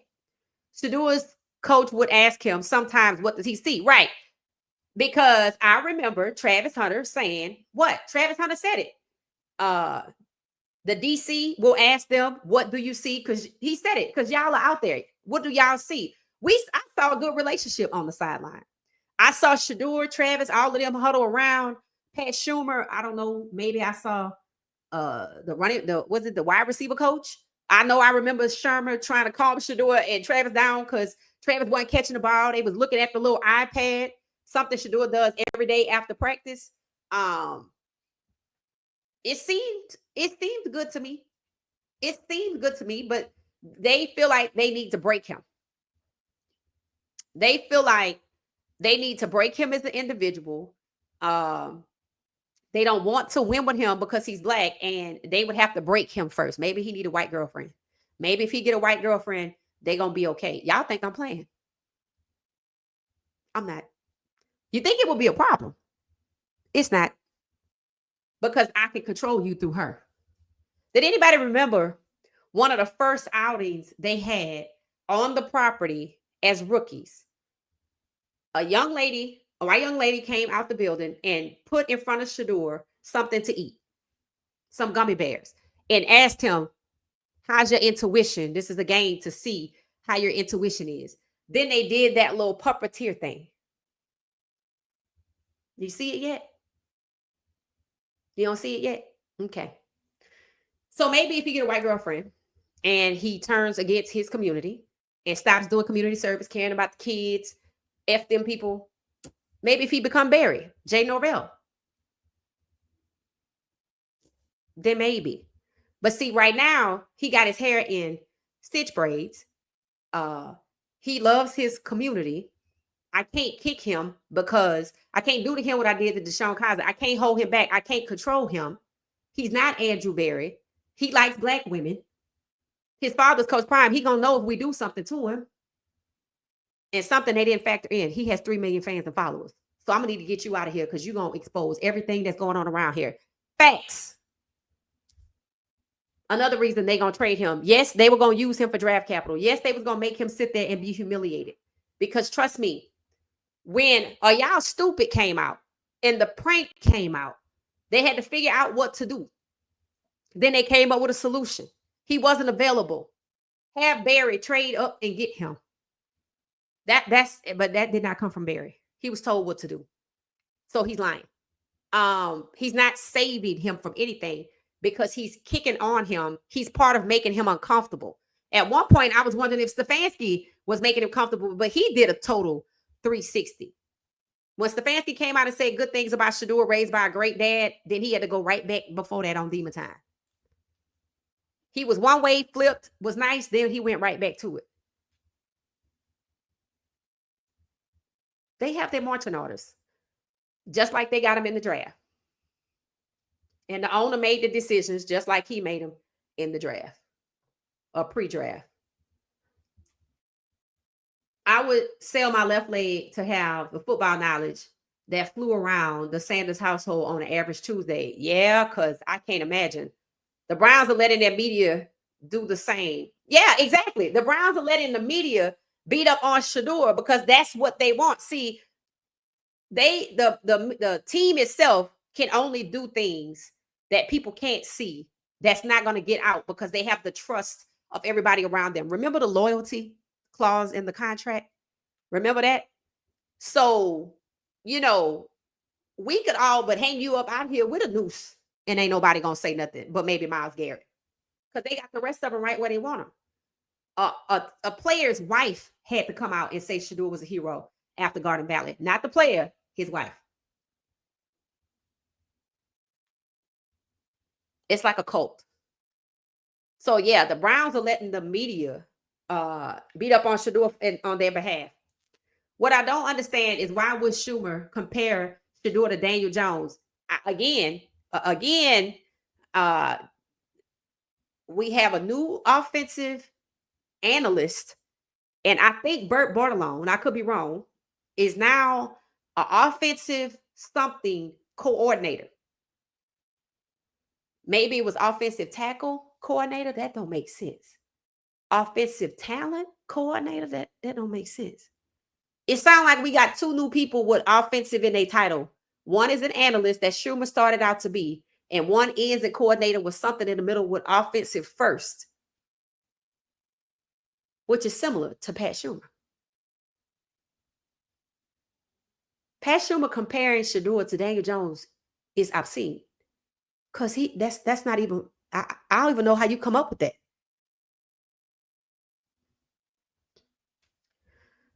I don't know. But considering the way they're treating Shedeur in Cleveland, and Barry said, yeah, we listen to the people that's been around them. The players love him. You got to listen to Barry when he talks. We interview the people that's been around the player for 2 to 3 years. The players love him. He didn't say shit about the coaches. I think somebody sold him up the river, and he in Cleveland, and they treating him like that because they've been talking. That might be why all these new titles with offensive coordinator are splashing about. I ain't 100% certain. But I promise you, when I was watching Well-Off Media videos, I was looking at Pat Schumer's face and body language. One point, he looked sullen, sitting in the seats in the theater where they have meetings, and out on the field, he seemed okay. Maybe he could turn it on and off, but something ain't right. If they are interested in you, they talk to all your past and present coaches, sometimes all the way back to middle school. If you listen to Barry talk, he said, yes, we talk to people that's been knowing the person for 2 to 3 years. The players love him. That's what he said. Pat Schumer has a professional relationship. He was essentially the guide or advisor for Stefanski. And he didn't say the coaches loved him too. Some got back to Coach Prime. I'm going to just go with that. The NFL made Cleveland get Shedeur because he is Cleveland's punishment for giving Deshaun. Nope. Deshaun Watson's contract is the same as Shedeur being devalued in the draft. Collusion. Andrew Berry did not have the power to supersede 32 NFL owners that fought Lamar Jackson tooth and nail on guaranteed contracts that was willing to go to the Mets. Russell Wilson, Kyler Murray. No. Andrew Berry does not have that kind of authority. If you would have said another player other than Deshaun Watson, Andrew Berry would have been fired. But considering Deshaun Watson, people thought he was going to end up on the exempt list for the commissioner, meaning kicked out the league, and he didn't. He got all of his money back? No. Here's what people believe about Deshaun Watson. I'm going to just put it out here for you. I'm going to say this very carefully. It is believed wholeheartedly. I think I posted this on X. It is believed wholeheartedly by people familiar with the situation in Texas that Deshaun Watson was not the only Texans employee, the only known Texans employee embroiled in the masseuse activities. See, it wasn't always a scandal. It didn't become a scandal until Deshaun Watson asked for a trade. Justin Tucker told you that.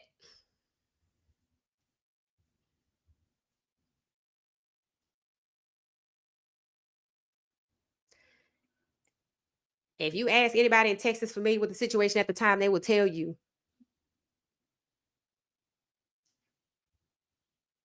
that all those cases materialized. None of these women came to the NFL. They were looked for, sought after, because he asked for a trade.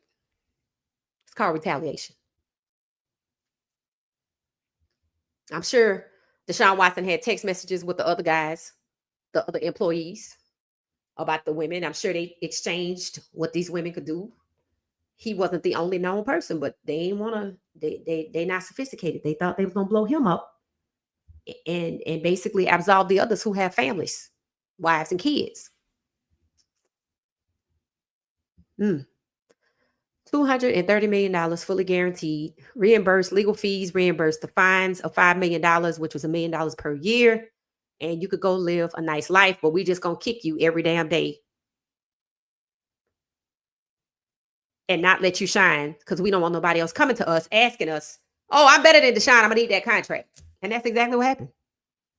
The collusion case, that's where it came from. That was the catalyst.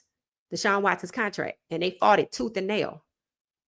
So if they fought 3 other black quarterbacks on this fully guaranteed contract, why the hell would one Andrew Berry still have a job for creating a mess? Because he ain't no damn genie. Why hadn't he been fired if he did it without their knowledge? They want people to think Andrew Berry can tell 32 owners who are incestuously close and make all the decisions like Jerry Jones does for his team and hide behind the GM so they're not held liable and sued personally or in civil court. Andrew Berry got that kind of power. Nope, because you have no black offensive coordinators. You don't want none of these black players to elevate to OC and work with the quarterback. You stacking all your black quarterbacks on the same teams so they don't take over as the majority. You said you was done practicing race norm in 2021, which meant you don't respect black people because you said they're low, the cognitive functioning. They're inferior to white people. But you respect this one guy right here who only seems to do the dirty work. No. He gonna be the next casualty. So when does the first defamation suit get filed by a high draft prospect? Never, because I think their contracts mean they have to go through arbitration. That's why the NFL is never held accountable by the players. And I think it might be quite possible that the guys that get the retirement benefits, it must say somewhere in their agreement that you can't sue. You have to go through arbitration if you have a grievance. But the guy who led the concussion suit, and the NCAA rallied around him. NAACP rallied around him and some other organizations. He was the person. It was one person named in that. You got to have one person, I think, that was named in it. So somehow that ended up at court. Now it was concussion payment. So I don't know how. I'd have to go back and look at it again. It's well documented online. NFL settles a $1 billion lawsuit in 2021 for race norming, violating the civil rights of black NFL players, maintain that they are inferior to the white NFL players in up here, cognitive thinking. Because remember, they said the quarterback, most important position on the team, is the thinking man's position. And they use that to hold back black quarterbacks for the longest. And now they seem to be trying to return to it because of what's at stake, 17-32. Hence, all black quarterbacks stacked on teams. And they think people don't really know this, or they don't care what people know. Because why?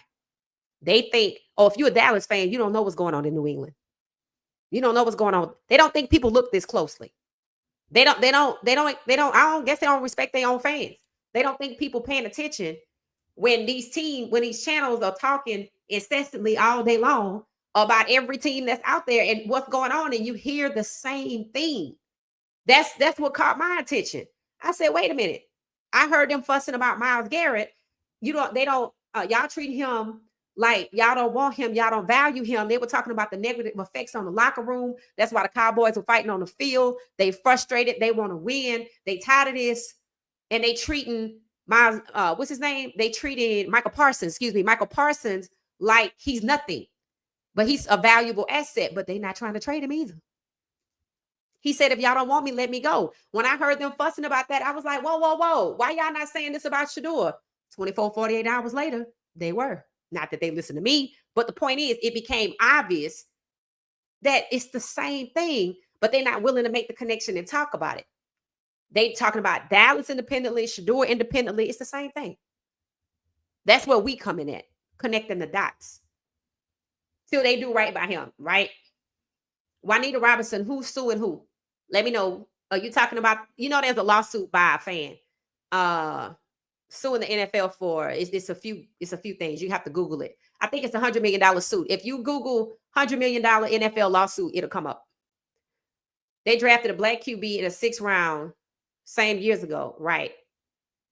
Yeah, if I had the time, and I really don't, because I think, again, they about to be in my review mirror. I feel like Shedeur might be on the way out. Maybe I'm just hopeful, maybe I'm just optimistic, or maybe I think this. Because I could kind of see that Haslam stuck his foot in it. And I know the owners work really hard to try to shield themselves, but this is not an internal issue. It's coming from the fans and the media. So that's different. The media normally sticks by their side, but not in this case. So things are changing. Not fast enough. Honestly, if I had the time, I would sit there and look at all of these quarterbacks when they were drafted, all of their contracts, but I don't have the time for that. Like I said, I think Shedeur on the way out. So I don't think it's worth my time. And if they can sue when they leave the league and these guys have not sued, what gives? This is the perfect opportunity. CU doesn't even allow headphone music at any meeting. So maybe JSU drags Shedeur through the mud. Huh? What JSU have to do with it? What are you talking about, Wild Dog? Let me know. I think Schumer wants to return to the NFL. Okay. I bet. If after I said he like Daniel Jones, I might need to return to the NFL, and he might get a job because of what he did. You got to look at that. You have to look at that, right? You have to look at the fact that he was given an opportunity at CU. For whatever reason, he has a press conference, and I haven't seen it. But if he said Shedeur is comparable to Daniel Jones, was there an explanation? He's comparable to Daniel Jones when it comes to Daniel Jones' strengths. Because to compare anybody to Daniel Jones is insane. I'm like, that's obscene. So I'm gonna need to find that, because that's interesting. It's that Ohio residents absolutely love football, so they will continue to sell our games, right? And they know that. They take that into consideration. They know that. So once he gone, they probably just gonna go back to irrelevancy and be fine with it. That's why I said they in my review mirror.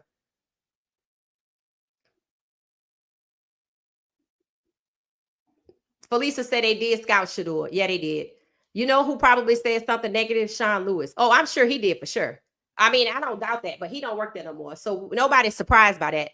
But it's starting to make people who are realizing what I just realized, that there's a connection between the team that's mistreating Shedeur and the offensive coordinator who said he's like Daniel Jones, comparable to Daniel Jones. That's not good.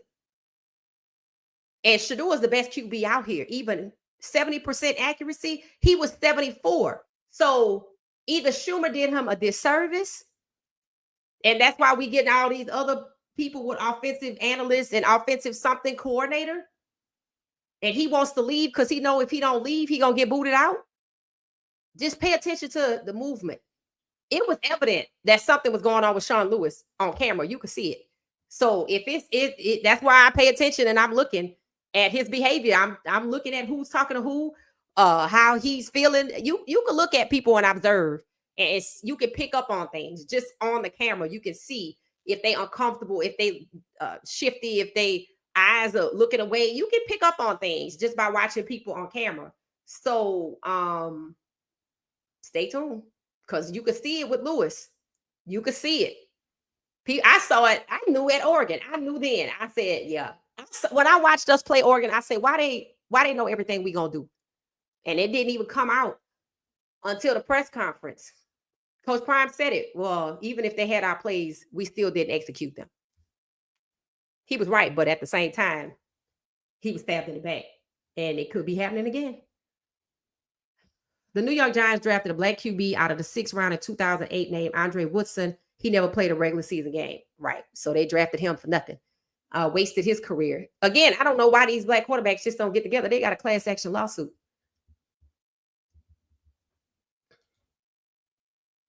Well, we know he not. Oh, yeah. Well, you hope. You hope. I don't know. I just hope he don't lose himself. He seemed to be okay, but I could tell he was frustrated the other day, though. I can tell he's trying to keep it together. But it is frustrating. So he's human.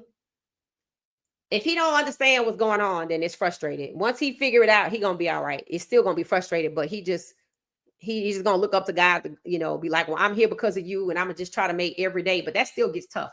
Cleveland Browns have not developed a QB in 25 years. just hire veteran backups, keep a game manager, elite running back, and overload defense. It makes sense because they didn't get their second, all of this. We're going to get our quarterback. Was crazy. Yep. Even 47 was like, what the hell? Y'all stupid. Yep. I hope Shedeur doesn't fall for their BS. Yes. That's it. Most late round QB picks are shooting the moon. Maybe they gave us a good look on the scout team. Shedeur Sanders ain't that right. This is year 3 for CP, so things have to make a clear turn by the end of the season. I mean, he ain't going nowhere. He not going nowhere. Not after that. No, he not going nowhere. And I'm gonna be honest with you. We're probably gonna talk about CU tomorrow because we've been on here for how long? We've been on here 2 hours already. So I'll be back about CU tomorrow. But I'm just say this. I watched footage today of Colorado, right?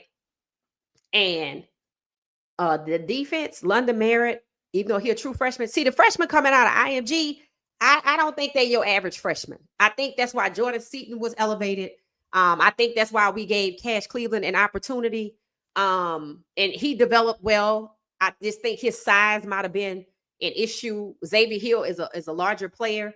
The defense was on it. The defense was on it. Let me see if I have this one play to share with y'all. The defense was on it. I was like, man. I was like, okay, but what did Coach Prime say? We want the defensive line to show up. See, that's the problem in the past. You got the corners, the safeties, the edge rushers, but the defensive line couldn't stop the run. Does anybody know why that was the case? Let me know. That was the problem, though. The defensive line and the offensive line. I understood the offensive line had problems because I felt like half of it was compromised.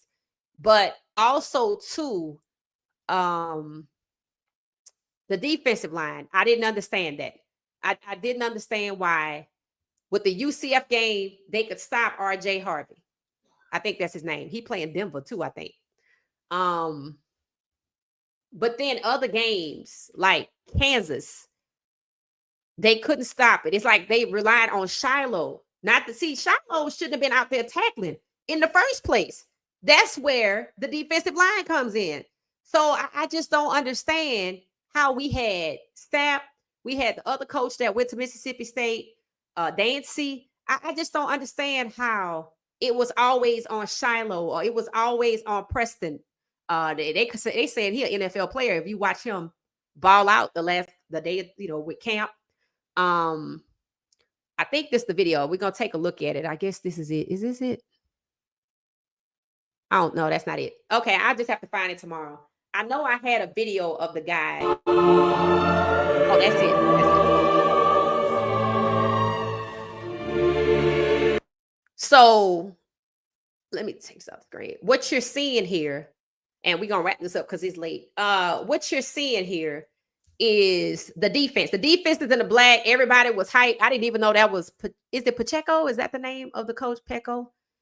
Okay, so it looked like Julian Lewis was throwing the ball to a receiver, but it was intercepted by maybe London Merritt, which is a true freshman from IMG, which I think is going to ball out just like Jordan Seaton. Remember, all of these guys have been on the ground. They went through strength and conditioning. Coach Prime basically called it out and said, Coach Swayze, you did your thing. He got these guys together. Remember, Coach Swayze had 30 some odd first round picks, and Miami got rid of him. So that tells you that when it comes to college football and the NFL, it's not always about your talent. It's about their preference. Because how does a man get a program 30, 35 first round draft picks in his tenure and you let him go for a friend? And then he come to see you and he doing it? Shh, there it is right there. I think that's Ben, number 28. There it is right there. I think that's London Merritt. He intercepted the ball. He must be number 44. Juju throw it up his hands. Oh, no. And then that must be the receiver. I think I saw Max. No, that's Ryan Staub. Is that Ryan Staub? That's Ryan Staub, right? 16 in the yellow. Why was the quarterback tackling the defender? What's going on here? So Ryan Staub threw a pick. He threw a pass that was, I think it was tipped off and picked off. This is Juju's. We're gonna get into this tomorrow. There's some good footage out there. There it is right there. Ben, I don't know who 41 is now.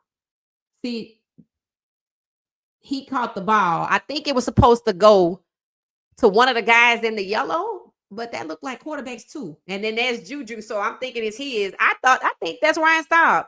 I have no idea how Ryan Staub ends up tackling the defender. I don't get it. I don't get it unless Ryan Staub threw the ball and Juju was just watching. So I'm gonna have to check this out. But the defense all day long, from the footage that I have been watching, the defense been on it. They've been on it. The defense for CU, they like that. But like Coach Prime said, I need the defensive line to come through. I need the defensive line to come through. And we do. We can't play.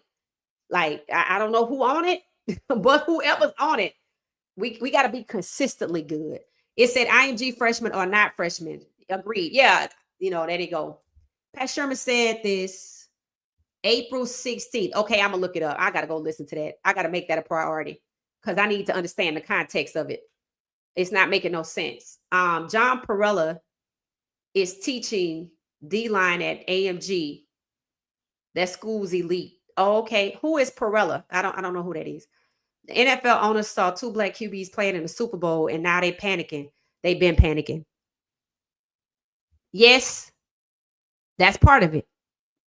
But the trend was publicly discussed that in 2020, they began to see, interesting, the year is 2020, they began to see in the first round, multiple black quarterbacks being drafted in the first round, which are inherent QB1 starters. 2020. Then it happened again in 2021. It was all well documented and discussed, which is how I knew about it. 2023, 2024. Actually, Jacoby Brissett, who's behind Kyler Murray, in 2024, after the Vegas Super Bowl, when the season started, Jacoby Brissett was named the 15th black starting quarterback. The fix was already in. The fix was in after the Vegas Super Bowl. That's where Charles Woodson coming in.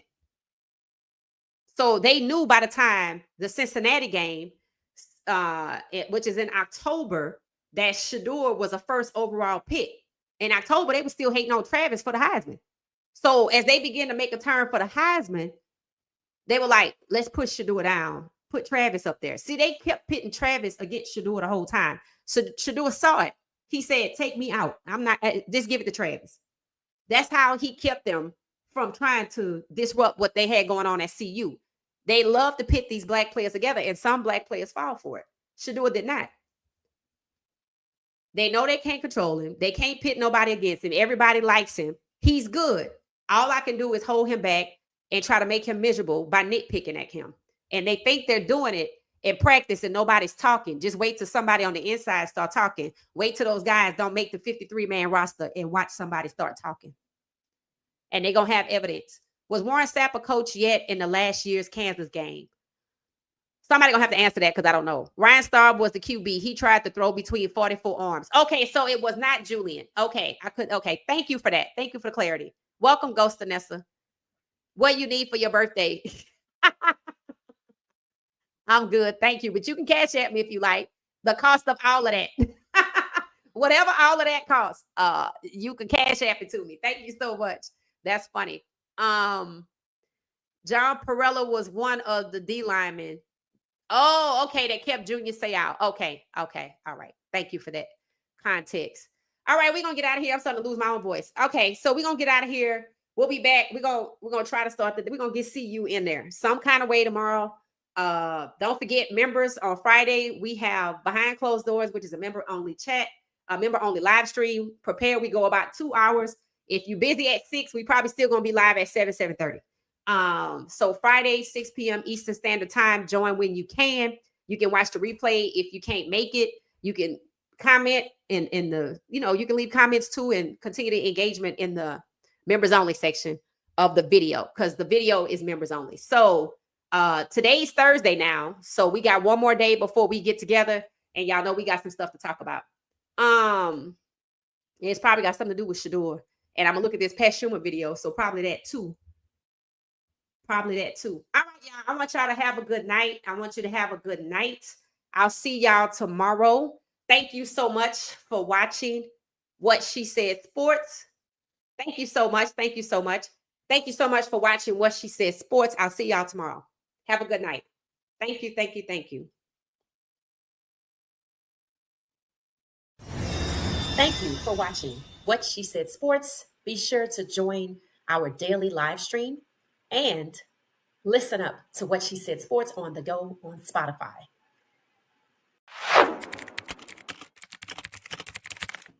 Thank you for watching What She Said Sports. Stay for another video.